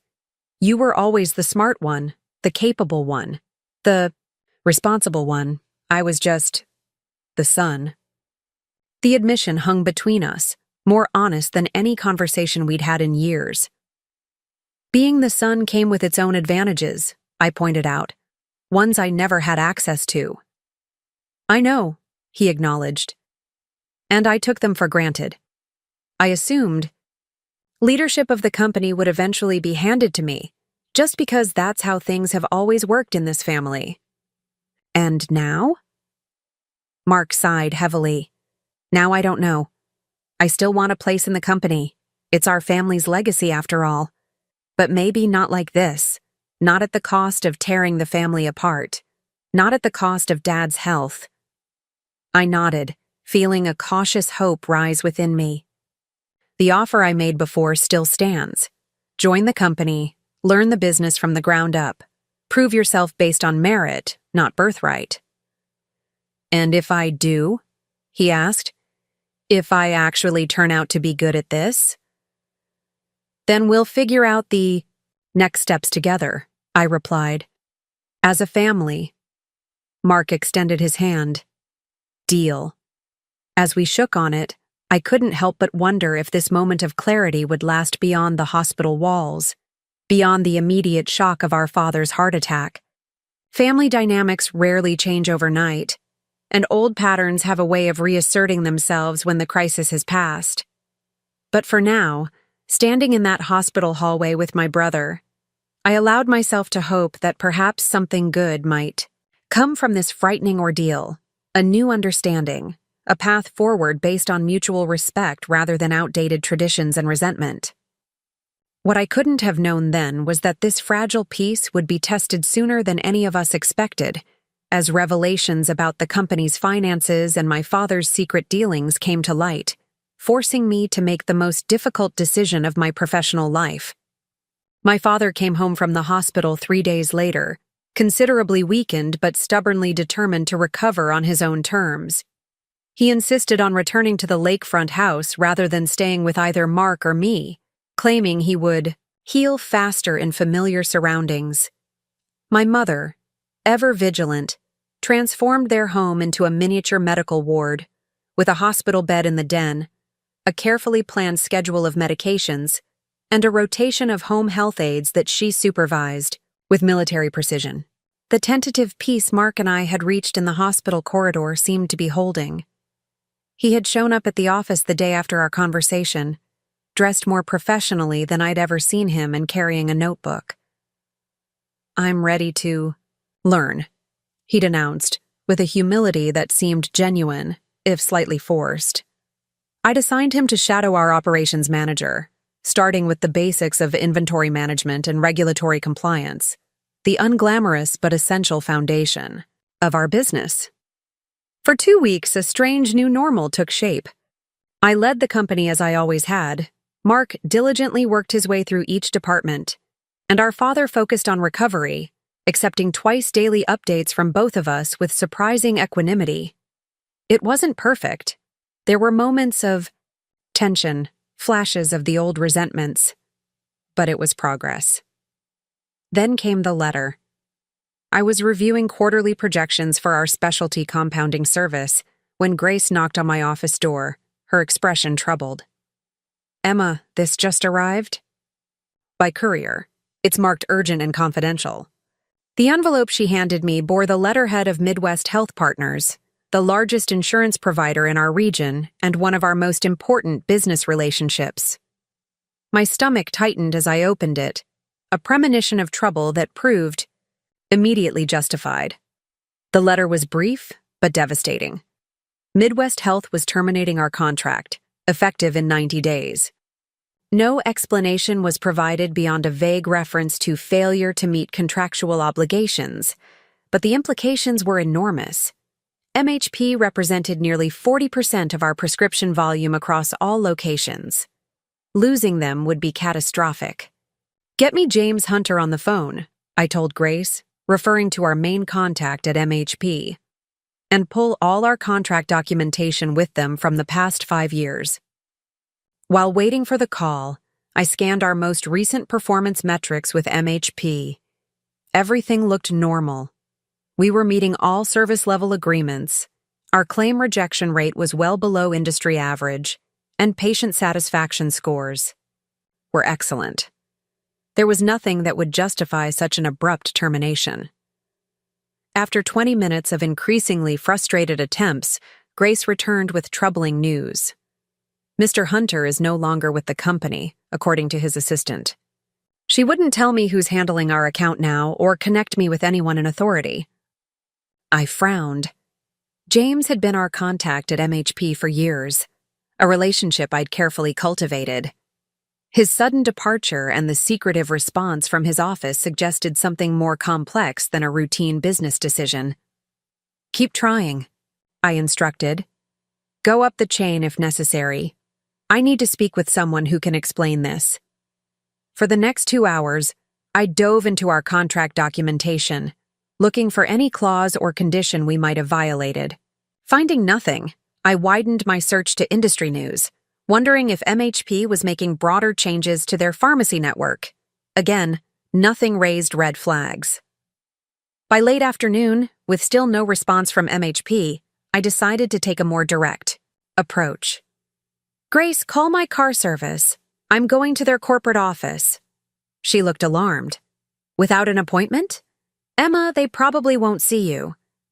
"They'll see me," I replied, gathering my materials into a portfolio. "Make sure Mark knows where I've gone. He's due back from the distribution center tour at 4:30. The headquarters of Midwest Health Partners occupied a gleaming glass tower in downtown Lakeside, its lobby a sterile expanse of marble and minimalist furniture. I approached the reception desk with confident purpose, presenting my business card to the young man stationed there. "Emma Wilson, CEO of Wilson Family Pharmacy. I need to speak with whoever has replaced James Hunter as our account manager. It's regarding the contract termination notice we received today." He glanced at my card, then at his computer screen. "I don't see an appointment, Ms. Wilson." "It's an urgent matter that requires immediate attention," I replied firmly. "Please, let them know I'm here and that I won't be leaving until I've spoken with someone in authority." The receptionist looked uncertain, but made the call. After a brief, hushed conversation, he directed me to take a seat in the waiting area. I remained, standing, unwilling to signal even that small surrender of position. 10 minutes later, a professionally dressed woman emerged from the elevator bank. "Ms. Wilson, I'm Vanessa Sharma, Vice President of Provider Relations. I understand you have some questions about your contract status." "I have more than questions," I replied. "I have significant concerns about the unexplained termination of a long-standing business relationship that has been beneficial to both our organizations." She nodded, her expression carefully neutral. "Let's discuss this in my office, shall we?" As we rode the elevator to the 18th floor, I studied her sidelong. Vanessa Sharma was new to me. I prided myself on knowing every key player at our partner organizations, and her name had never come up in any MHP interactions. Her office was corner-positioned with expansive views of Lake Michigan, the decor tastefully impersonal. She gestured for me to take a seat as she settled behind her desk. "Ms. Wilson, I appreciate your dedication to resolving this matter, but I must inform you that the decision to terminate Wilson Family Pharmacy's contract has been finalized at the executive level. The 90-day notice period exceeds our contractual obligation, which is actually only 60 days. "What I'm looking for is the reason behind this decision," I replied, maintaining eye contact. "Our performance metrics exceed industry standards across all parameters. We've been a reliable partner to MHP for over 20 years. There's been no explanation for this sudden change." Vanessa's expression remained impassive. "Business decisions of this nature are complex and based on multiple factors. I'm afraid I can't discuss the specifics." "Can't or won't?" I pressed. A flicker of something, discomfort, perhaps, crossed her face before her professional mask reasserted itself. "Ms. Wilson, I understand this is difficult news, but..." Let me be direct, I interrupted. Has someone from my family contacted MHP regarding our business relationship? Her slight hesitation told me everything I needed to know. I see, I said quietly. When did this contact occur? I'm not at liberty to discuss. Was it my father or my brother? Vanessa straightened in her chair. Ms. Wilson, regardless of how this decision came about, it is final. Midwest Health Partners will be contracting with Henderson Pharmacy Group to service our members after the transition period. The mention of Henderson sent a jolt through me. Henderson Pharmacy Group was our largest local competitor, a regional chain that had been trying to edge us out of the market for years. They were also owned by longtime friends of my father, the same Hendersons whose children had inherited equal shares in their parents' restaurant business, as I'd pointedly reminded Mark at the hospital. Thank you for your time, Ms. Sharma, I said, rising abruptly. I believe I understand the situation now. As I rode the elevator down, my mind raced with implications. Someone in my family had deliberately undermined our relationship with our largest insurance partner, potentially crippling Wilson Family Pharmacy. The timing, just as we seemed to be reaching a tentative peace, couldn't be coincidental. Bitao. The time I reached my car, my initial shock had hardened into cold anger. I pulled out my phone and called the one person who might have insight into what was happening. Gregory, it's Emma. I need to see you immediately. It's about the company, and I think my family is trying to sabotage it. The lawyer agreed to meet me at his office within the hour. As I drove there, I received a text from Mark. Where are you? Grace said something about MHP. What's going on? I didn't respond. At this point, I didn't know who I could trust, even with our recent tentative truce. Gregory was waiting in his office when I arrived, concern evident in his lined face. Emma, what's happened? I explained the situation rapidly, the unexpected contract termination, the stonewalling from MHP, the revelation that Henderson Pharmacy Group would be taking over their business. And you believe someone in your family orchestrated this? He asked, his expression grave. It's too coincidental, I replied. MHP has been our partner for decades. Their sudden decision to drop us right in the middle of our succession dispute and transfer their business to a company owned by my father's friends? Someone is trying to devalue Wilson Family Pharmacy to make it appear I'm losing control. Gregory stroked his chin thoughtfully. It would be a drastic move. The company would lose substantial revenue. Exactly. Whoever did this is willing to damage the business to force me out. I paced the office, unable to contain my agitation. I need to know who at MHP made this decision and who from my family contacted them. I can make some inquiries through back channels, Gregory offered. I have connections at MHP's legal department who might be more forthcoming than their PR team. Do it, I said firmly. And Gregory, I need something else. Full access to all company financial records for the past 10 years. Not just the top-level reports I normally see, but everything. Banking records, tax filings, loan applications, insurance policies. If someone's trying to undermine the company, I need to know what other surprises might be waiting. The lawyer hesitated. That level of detail has always been handled directly by your father, with his personal accountant. I'm not sure. I'm the CEO, Gregory, and a 30% shareholder. I have the right to review all company records. My tone left no room for argument. He nodded slowly. I'll send a formal request to Robert's accountant tomorrow morning. But Emma, tread carefully.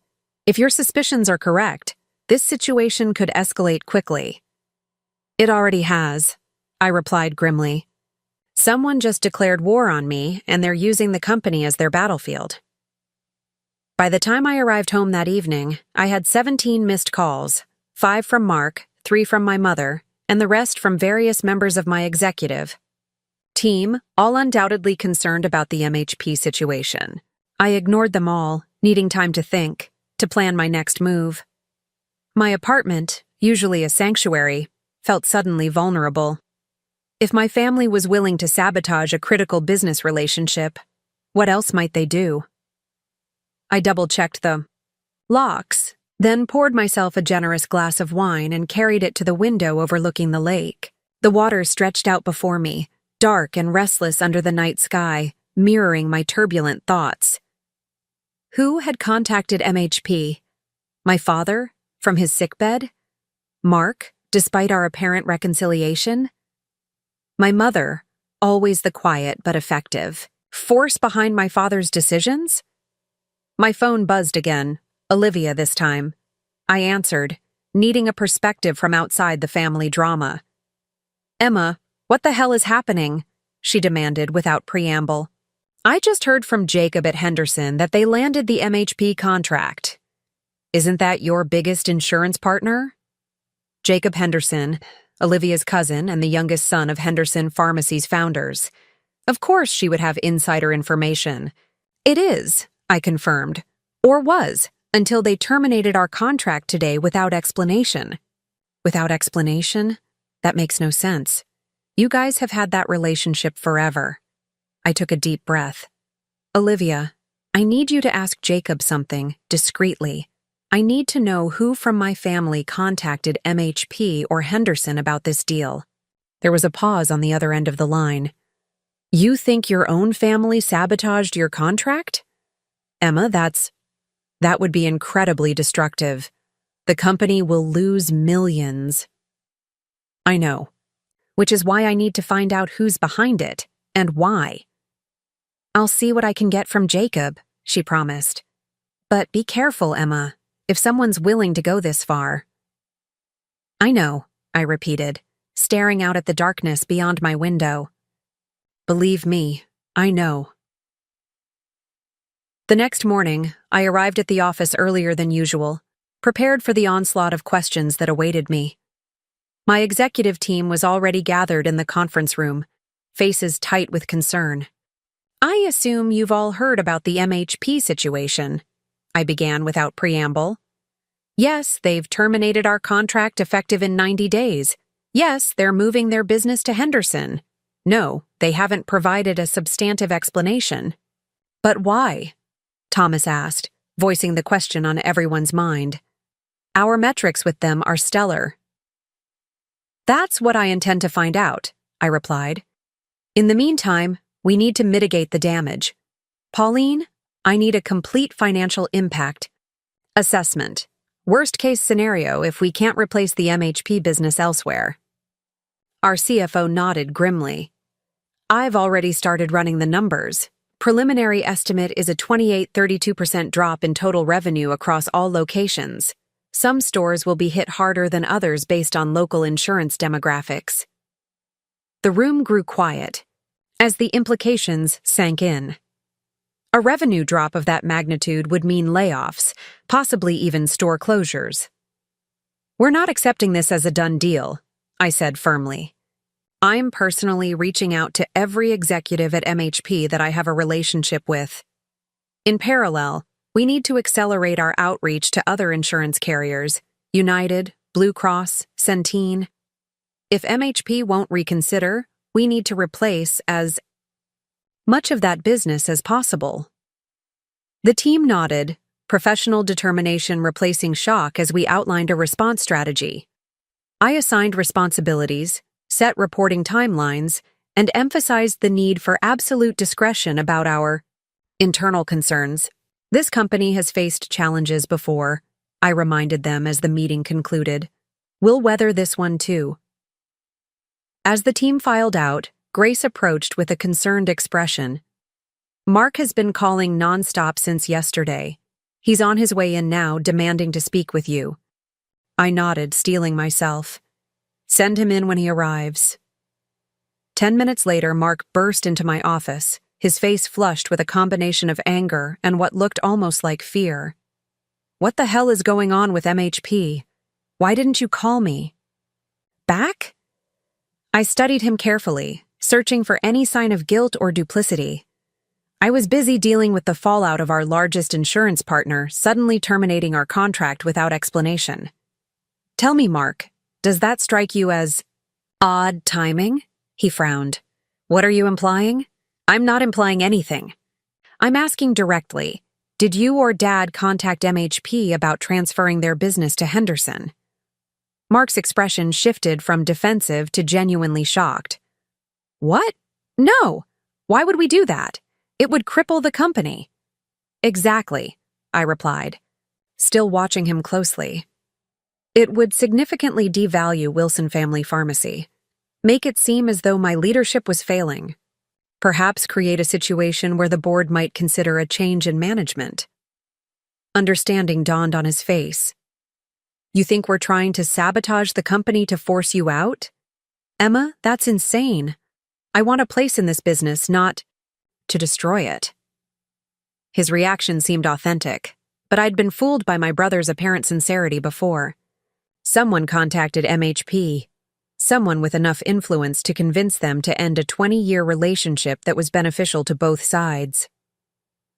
Mark sank into the chair across from my desk, running a hand through his hair. It wasn't me, Emma. I swear. And Dad. He's been focused entirely on his recovery. He barely has the energy to discuss business at all, let alone orchestrate something like this. What about Mom? He scoffed. Mom? She's never involved herself in the business operations. She wouldn't even know who to contact at MHP. I wasn't so sure about that. Diane Wilson had always been more aware of my father's business dealings than she let on. But Mark's point about our father's weakened condition rang true. Robert Wilson was many things, but he had never been the type to deliberately damage his own company, regardless of personal conflicts. Then who? I asked, more to myself than to Mark.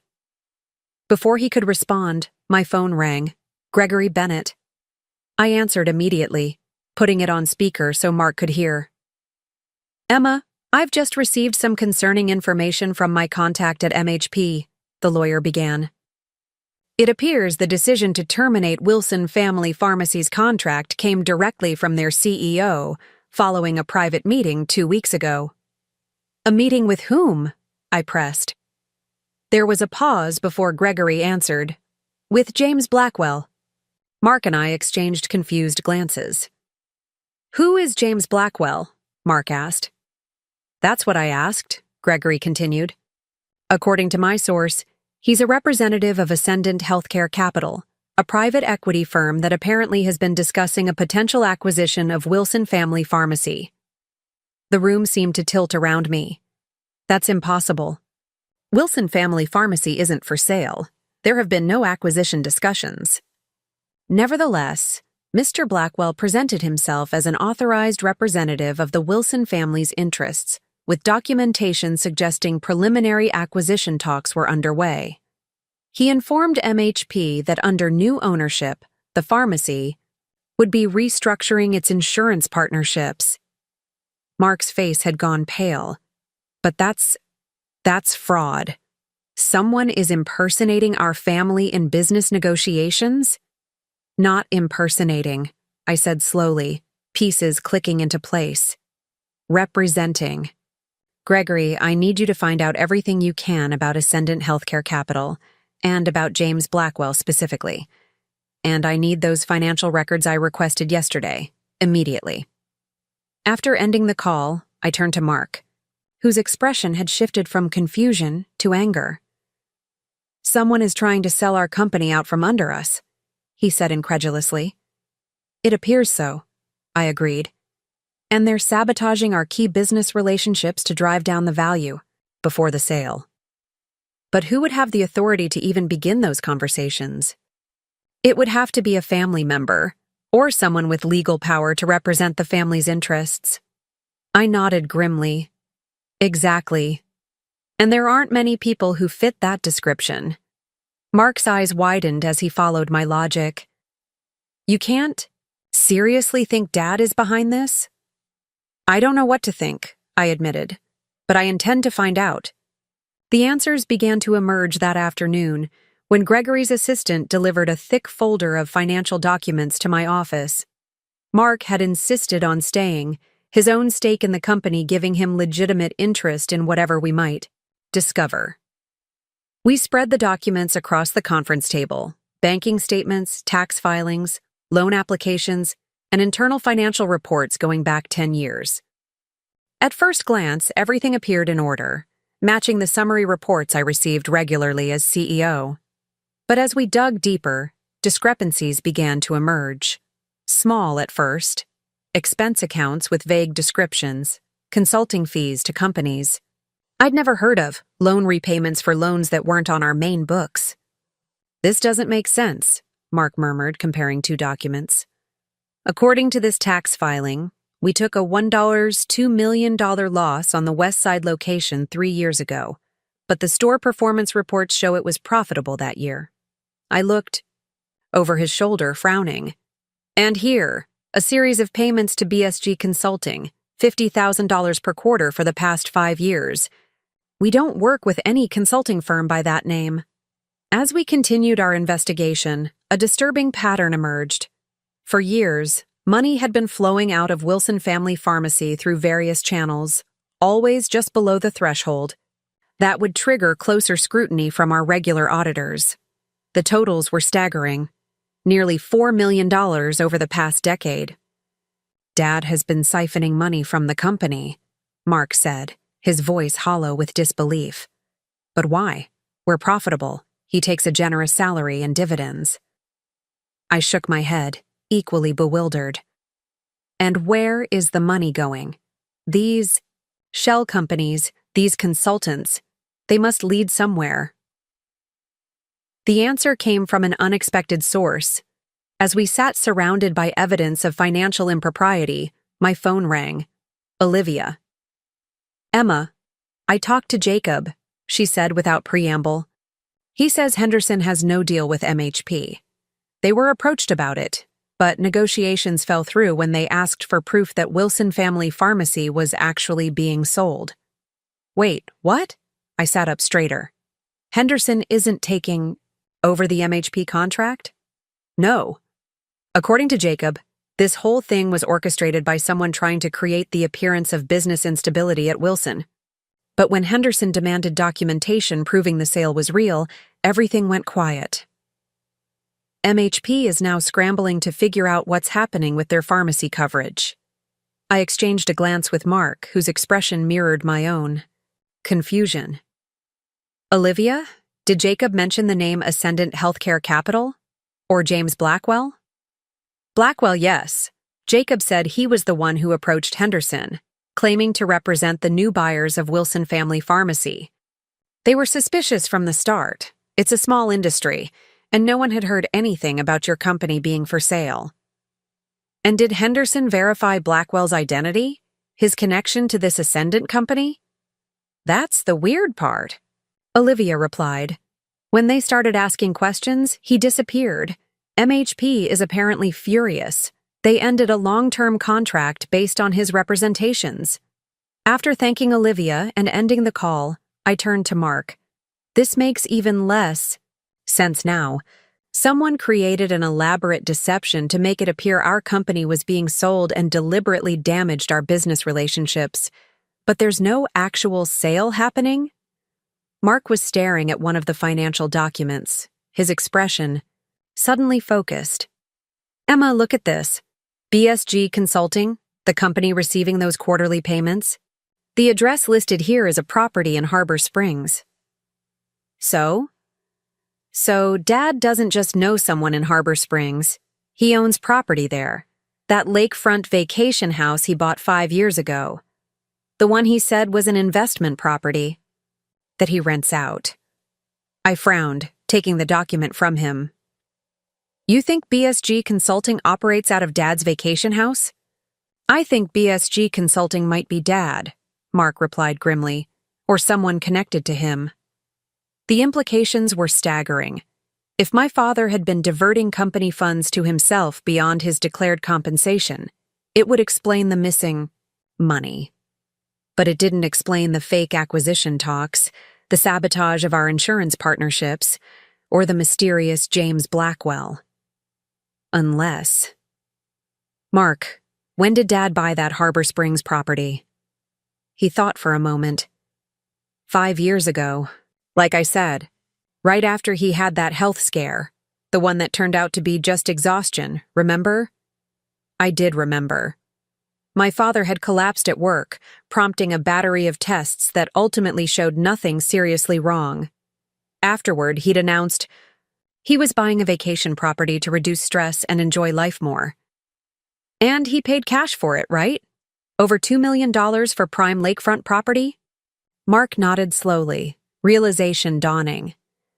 Money that might have come from the company, I finished.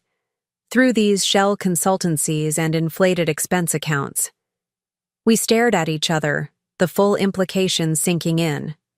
Our father, the paragon of business ethics as far as we had known, had potentially been embezzling from his own company for years. But that still doesn't explain what's happening now, Mark insisted. Even if Dad was taking money, why would he or anyone else create this fake acquisition scenario? Before I could respond, Grace knocked urgently on the conference room door. Emma, I have Midwest Health Partners legal counsel on the line. They're threatening to sue us for breach of contract and fraudulent representation. The next hour was a blur of crisis management, calming MHP's lawyers, assuring them that Wilson Family Pharmacy had never authorized anyone to discuss acquisition, plans, or contract termination, promising full cooperation with any investigation into the impersonation of our company's interests. By the time I hung up, Gregory Bennett had arrived with more pieces of the puzzle. Ascendant Healthcare Capital exists, he reported. It's a small private equity firm based in Chicago, specializing in healthcare acquisitions. But according to their general counsel, they have never employed or authorized anyone named James Blackwell, and they have no interest in acquiring Wilson Family Pharmacy. So Blackwell is using a real company's name to add legitimacy to his fraud, I mused. But who is he, and what's his connection to all this? Gregory hesitated, glancing between Mark and me. There's more. I had my investigator run a background check on everyone associated with BSG Consulting, the company receiving those regular payments from Wilson Family Pharmacy. BSG officially has only one employee, its founder and president, Barbara Sherman Goldberg. The name meant nothing to me, but beside me, Mark went very still. Dad's secretary, he said quietly. From before you joined the company, she retired. About 10 years ago. Gregory nodded. She did retire from Wilson Family Pharmacy, but according to state records, she then immediately founded BSG Consulting, which has had exactly one client for the past decade. Our company, I said, the pieces finally coming together. She's a front for Dad to funnel money out. That appears to be the case, Gregory confirmed. As for James Blackwell, we haven't identified him yet, but we're continuing to investigate. After Gregory left, Mark and I sat in stunned silence, trying to process what we'd learned. Our father had been systematically diverting funds from the company for years, using a trusted former employee as cover. But the current situation, the fake acquisition, the sabotage of our insurance contracts, remained a mystery. We need to talk to Dad, Mark said finally. Directly, face to face. No more speculation. I nodded in agreement. And we need to bring evidence. He'll deny everything otherwise. When? I glanced at my watch. Now, before this gets any worse. The drive to our parents' lakefront home was tense, both of us lost in our own thoughts. I couldn't reconcile the father I thought I knew, demanding but principled, tough but fair, with someone who would steal from his own company, let alone orchestrate an elaborate scheme to damage it. As we pulled into the circular driveway, I noticed a sleek black car I didn't recognize parked near the entrance. Are we expecting company? I asked Mark. He shook his head, looking equally puzzled. Mom didn't mention anyone visiting when I talked to her this morning. We approached the front door with growing unease. Before we could ring the bell, it swung open, revealing our mother in an elegant dress more suited to a business dinner than a quiet day at home. Emma, Mark, she greeted us, surprise evident in her voice. We weren't expecting you. Clearly you were expecting someone, I replied, nodding toward the unknown car.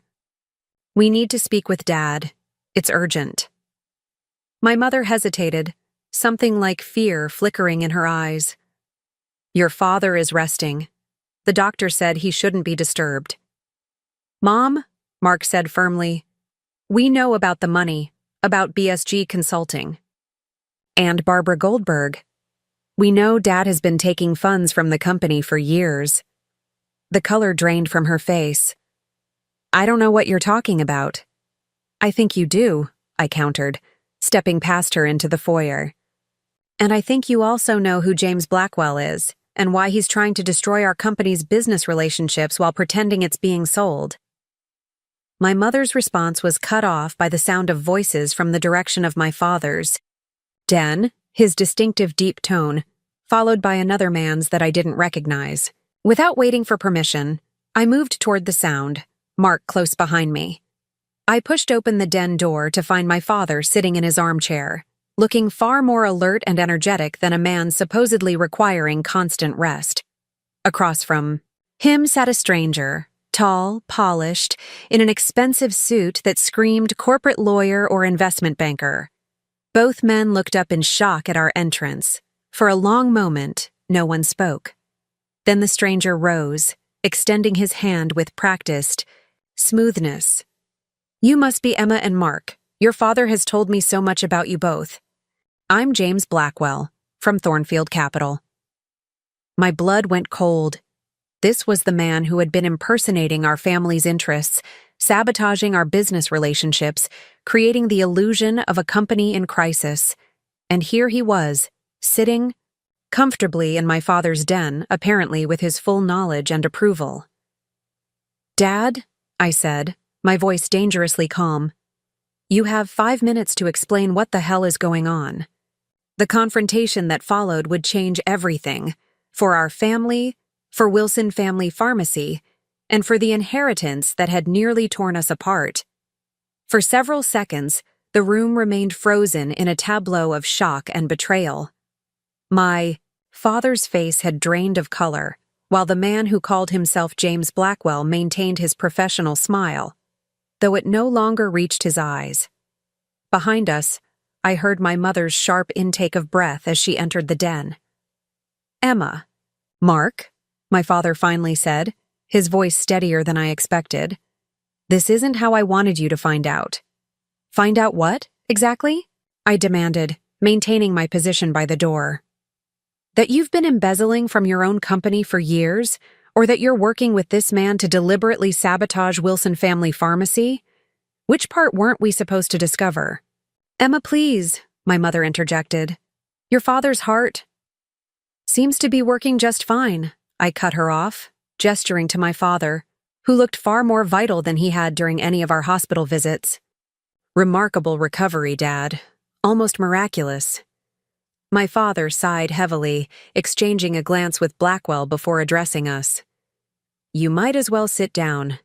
This will take some explaining. Mark and I remained standing, united in our refusal to play along with whatever script my father had prepared.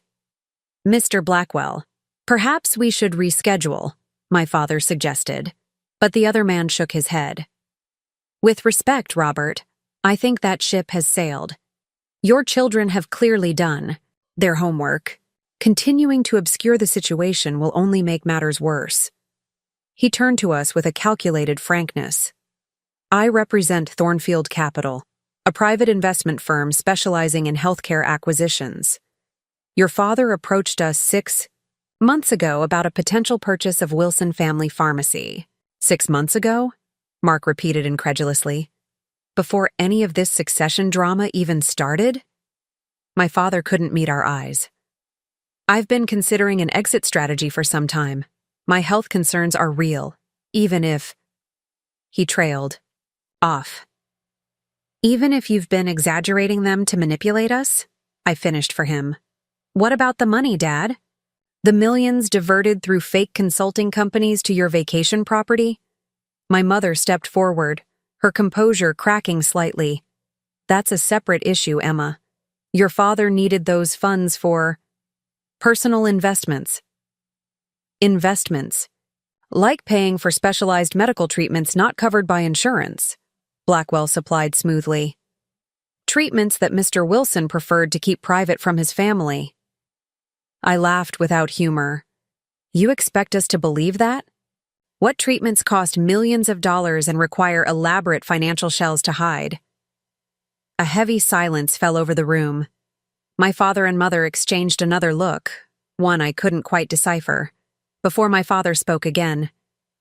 The money wasn't for me, he said quietly. It was for your mother. All eyes turned to Diane Wilson, who stood with perfect posture despite the weight of our collective gaze. For the first time, I noticed a slight tremor in her ordinarily steady hands. I was diagnosed with early-onset Parkinson's disease 8 years ago, she stated, her voice clinical and detached, as if describing someone else's condition. We sought treatment from specialists across the country, experimental protocols not covered by insurance. The expenses were substantial. I felt the ground shift beneath me, certainties crumbling. Why keep it secret? Why not just tell us? Your mother didn't want your pity, my father answered. She didn't want to be seen as diminished or fragile. And the treatments were working. Her symptoms have remained minimal, managed through a combination of therapies that we continue to this day. Mark stepped forward, confusion evident on his face. But what does that have to do with selling the company now? Or with this succession battle you created? Blackwell cleared his throat. If I may? The financial situation has become more complex in recent years. The specialized treatments Mrs. Wilson requires have doubled in cost, while their effectiveness has begun to plateau. Additionally, there have been some investment setbacks. My father's jaw tightened, a flicker of genuine shame crossing his face. I made some poor decisions trying to grow the funds I'd set aside for your mother's. Kare. We need liquidity now, enough to establish a trust that will cover her medical needs for the rest of her life, regardless of what happens to me or to the business. So you decided to sell the company, I said slowly, pieces falling into place. But you knew I'd fight it, because I've invested my entire career in building it up. He nodded reluctantly. I thought if Mark were positioned as my successor, the transition to a sale would be smoother. He has less attachment to the day-to-day operations, less personal identity wrapped up in the business. Mark made a sound of disbelief. So I was never meant to actually run the company? I was just a placeholder until you could sell it out from under both of us? The intent was to provide for all of us, my father insisted. The sale would generate enough capital to secure your mother's care with substantial portions set aside for both of you to pursue other ventures. I turned to Blackwell, whose calculated calm was beginning to irritate me. And your role in all this? Impersonating our family to sabotage our insurance contracts doesn't sound like standard acquisition procedure. For the first time, the adventure polished executive looked uncomfortable. Thornfield prefers to acquire companies at advantageous valuations. Sometimes that requires creative approaches to market positioning. You mean fraud, I translated flatly. You deliberately damaged our business to drive down the purchase price. My father raised a hand in a placating gesture. The contract termination was meant to be temporary. Midwest Health would renew with the company under new ownership, with minimal disruption to patients. It was a financial maneuver, not sabotage. A financial maneuver that would have cost jobs, damaged our reputation, and potentially harmed the patients who rely on us. I countered, anger building again. All so you could squeeze a few more million out of the sale price. It's business, Emma, my father said tiredly. Sometimes difficult decisions must be made for the greater good of the family. Whose family? I demanded. Because from where I'm standing, you've betrayed everyone in this room. You lied to Mark about giving him the company. You tried to push me out of the business I built. You kept Mom's condition secret from us for years, depriving us of the chance to support her. and you've been stealing from the company that employs dozens of people who trust and depend on you. My mother stepped forward, her expression softening. Emma, try to understand. Your father was protecting me, protecting all of us. He wanted to ensure my care without burdening you or Mark with the responsibility. That wasn't his decision to make, Mark said quietly, surprising me with his firmness. We're not children anymore. We deserved the truth. My father looked suddenly older, the weight of his deceptions visibly heavy on his shoulders. Perhaps you're right, but what's done is done. The question now is how we move forward. I turned to Blackwell, who had been watching this family drama unfold with barely concealed calculation. Thornfield Capital's offer is off the table. Whatever you thought you were buying, it's not for sale. He raised an eyebrow. I admire your confidence, Ms. Wilson, but the reality is more complicated. Your father has already signed a preliminary agreement giving us exclusive negotiating rights for the next 30 days. If Wilson Family Pharmacy rejects our final offer without cause, there are substantial penalties. Signed with what authority? I challenged. Dad doesn't have controlling interest anymore, remember? Any sale would require 75% shareholder approval, which he doesn't have without my support. Blackwell's composure slipped slightly. The agreement was based on Mr. Wilson's representation that he speaks for the family interests. Then the agreement was obtained under false pretenses. I stated firmly, our lawyer will be contacting yours to clarify that point. My father leaned forward, his expression urgent. Emma, be reasonable. This sale would solve everyone's problems. Your mother's care would be secured. You and Mark would have substantial capital to pursue whatever you want. Except the business I've spent 8 years building, I interrupted. The business that employs people I care about, that serves a community I'm part of.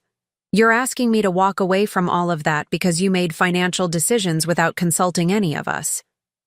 The room fell silent again, the impasse clear. After a moment, Blackwell stood, gathering his materials with practiced efficiency. I can see this is a family matter that requires further discussion, he said smoothly. Robert, perhaps we should reconnect once you've had a chance to align with your children on the path forward. After Blackwell departed, the four of us remained. In the den, the weight of revelations and betrayals hanging heavy in the air. My mother was the first to speak.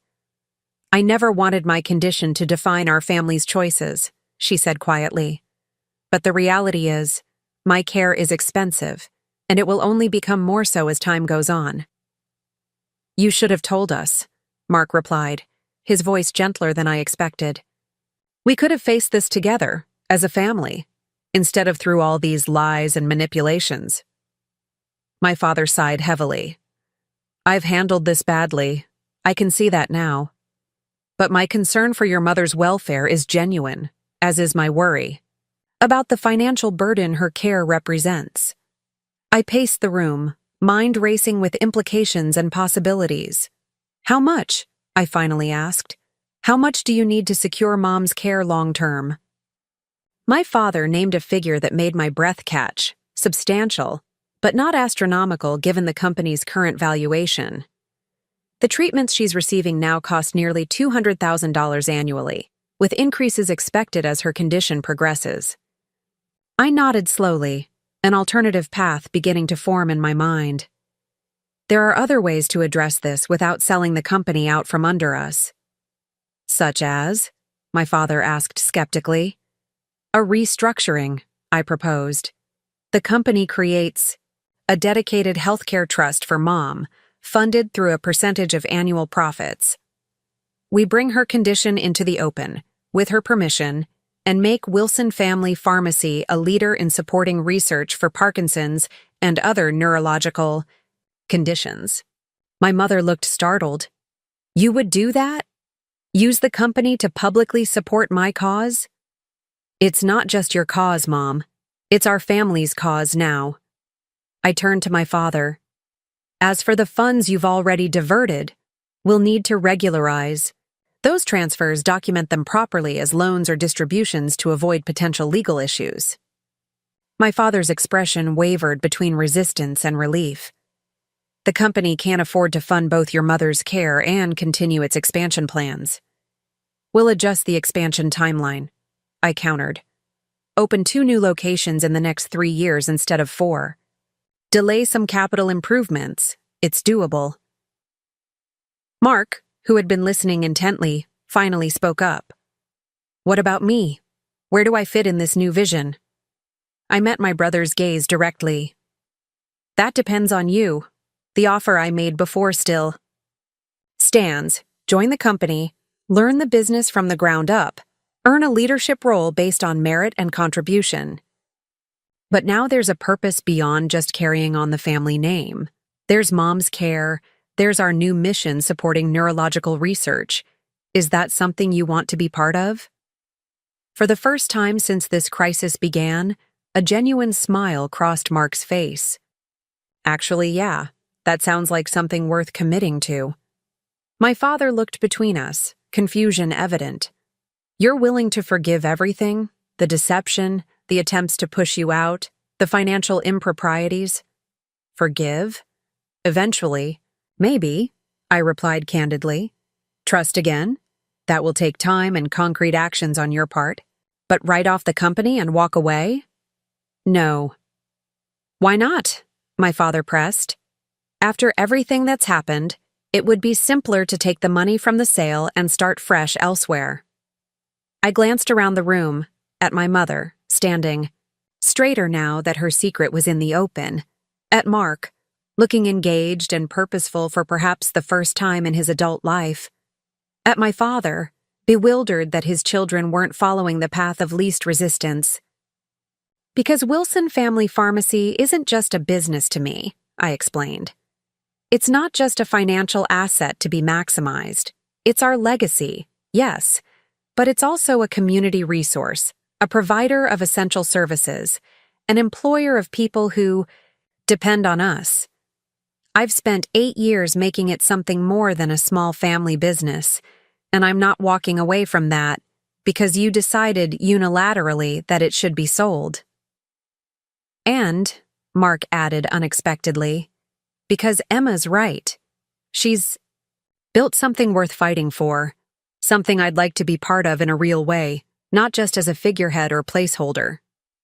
My father fell silent, absorbing our unified front. My mother moved to stand beside him, placing a hand on his shoulder in a gesture of both support and gentle restraint. Robert, she said softly, perhaps it's time to truly let go, not by selling the company, but by acknowledging that Emma and Mark have their own vision for its future, one that includes caring for me, but doesn't require sacrificing everything we've built. For a long moment, my father didn't respond. Then, with visible effort, he nodded. I suppose I've been so focused on protecting this family that I failed to see how capable you both have become of protecting yourselves and each other. It wasn't quite an apology, but from Robert Wilson, it was as close as we were likely to get. I accepted it with a nod of acknowledgement, understanding that rebuilding trust would be a long and deliberate process. 3 months later, Wilson Family Pharmacy had weathered the storm created by my father's machinations and emerged stronger. Midwest Health Partners, after learning the truth about Blackwell's misrepresentations, not only renewed our contract, but expanded it, adding their Medicare Advantage members to our service agreement. The financial restructuring to support my mother's care was in place, with a transparent governance process that involved both Mark and me in all major decisions. Mark had surprised everyone, perhaps himself most of all, with his dedication to learning the business. His natural charisma and relationship-building skills, previously directed toward ill-fated ventures, proved valuable in expanding our community, outreach programs, particularly our new initiatives supporting Parkinson's research and patient advocacy. My father had stepped back completely from operational involvement, focusing instead on his role as chairman emeritus, and my mother's primary caregiver. The heart attack, while exaggerated for manipulative purposes, had been real enough to warrant the lifestyle changes he'd now embraced. As for me, I remained CEO, but with a renewed sense of purpose beyond just growth metrics and profitability. The company was now explicitly aligned with values I believed in: healthcare accessibility, employee well-being, and community support, while still maintaining the financial strength needed to secure my mother's care and our collective future. One unseasonably warm autumn evening, I found myself sitting on the deck of my parents' lakefront home, watching the sunset paint the water in shades of gold and crimson. My mother joined me, moving more slowly than she once had, but with a dignity that transcended her physical limitations. "I never thanked you properly," she said, settling into the chair beside mine. "For finding a way to keep the company in the family while ensuring my care." I smiled, reaching over to cover her hand with mine. "You don't need to thank me, Mom. It's what families are supposed to do: support each other through challenges, not hide them behind secrets and manipulations." She nodded, a hint of regret crossing her face. "Your father and I came from a different generation. Illness was private, financial struggles were shameful. We thought we were protecting you by handling everything ourselves." "I understand the intention," I acknowledged, but the execution left something to be desired. A small laugh escaped her. "That's an understatement." She gazed out at the lake, her expression growing more serious. "You know, when your father first suggested passing the company to Mark, I supported him without question. Not because I didn't recognize your contributions, but because it was the path of least resistance. The traditional choice that wouldn't raise eyebrows or challenge expectations. And now?" I asked quietly. "Now I realize how narrow-minded that was. How unfair to you, yes, but also how limiting for the company itself." She turned to face me fully. "Wilson Family Pharmacy is stronger with you at the helm, Emma. Not because you're my daughter, but because you're the right person for the role. The one who sees beyond profit margins to the real purpose of what we built." Her words warmed me in a way that all my professional accomplishments never had. After years of fighting for recognition, of proving myself repeatedly against outdated expectations, my mother was finally seeing me clearly, not as the daughter, but as the leader I had become. The sound of laughter drew our attention to the shoreline, where Mark was skipping stones with his fiancée Jessica. Their wedding was planned for the spring, with the ceremony to be held right here on the lakefront property. Another change from our family traditions, another sign of the new reality we were creating together. "He's different since all this happened," my mother observed, following my gaze. "More grounded, more purposeful." "He needed a real challenge," I replied. "Not something handed to him because of birth order or gender, but something he had to earn, something with meaning, beyond status or title." "And you?" she asked. "Are you content with how things have resolved?" I considered the question seriously. The past 3 months had been exhausting, rebuilding business relationships, implementing the financial restructuring, establishing new governance procedures that prevented any single family member from making unilateral decisions about the company's future. At times, I'd questioned whether it wouldn't have been simpler to walk away with a settlement from the sale, to start fresh elsewhere without the weight of family complications. But then I'd visit one of our pharmacy locations, see the staff, engaged in their work, witness the relationships they'd built with patients who depended on us for their healthcare needs. I'd sit in meetings with Mark, watching him grow into his new role with unexpected dedication and insight. I'd review the progress reports from the Parkinson's research initiatives we were supporting, knowing that while they might not change my mother's prognosis, they could make a difference for countless others facing the same diagnosis. "Yes," I said finally. "I'm content. Not because everything is perfect or because all the hurt has been healed, but because we're building something meaningful together, something that honors the past while creating a better future." My mother squeezed my hand, tears shimmering in her eyes. That's all any parent really wants, for their children to build something better than what came before. As the sun dipped below the horizon, casting long shadows across the water, I reflected on the journey that had brought us to this moment. What had begun as a battle over inheritance, over who was more deserving of my father's legacy, had transformed into something far more significant, a reckoning with old wounds, hidden truths, and the kind of family we wanted to be moving forward. The company that had almost torn us apart had ultimately brought us together, not through blind adherence to tradition or the path of least resistance, but through the harder, more rewarding work of creating a new reality based on transparency, mutual respect, and shared purpose. Wilson Family Pharmacy would continue as our family's legacy, but on new terms, terms that recognized merit over birthright, contribution over entitlement, and the strength that comes from facing challenges together rather than hiding behind comfortable lies. For me personally, the victory wasn't just in retaining leadership of the company I'd built, but in transforming what that leadership meant, expanding it beyond profit margins and growth metrics to encompass the well-being of my family, our employees, and the community we served. As Mark and Jessica joined us on the deck, bringing with them the energy and optimism of new beginnings, I felt a sense of peace settle over me. The inheritance I had fought for wasn't just the company itself, but the right to define its future, on my own terms, terms that included my brother as a partner rather than a rival, my parents as advisors rather than controllers, and myself not as the daughter who had something to prove, but as the leader who had already proven herself through years of dedicated service and measurable results. Some might see our story as one of family conflict and business drama, of parents who favored one child over another until circumstances forced them to reconsider. But I prefer to see it as a story of evolution, of a family business that grew beyond its origins, of relationships that transformed through crisis, and of individuals who found the courage to create a new reality when the old one no longer served the greater good. That, to me, is the true inheritance worth fighting for.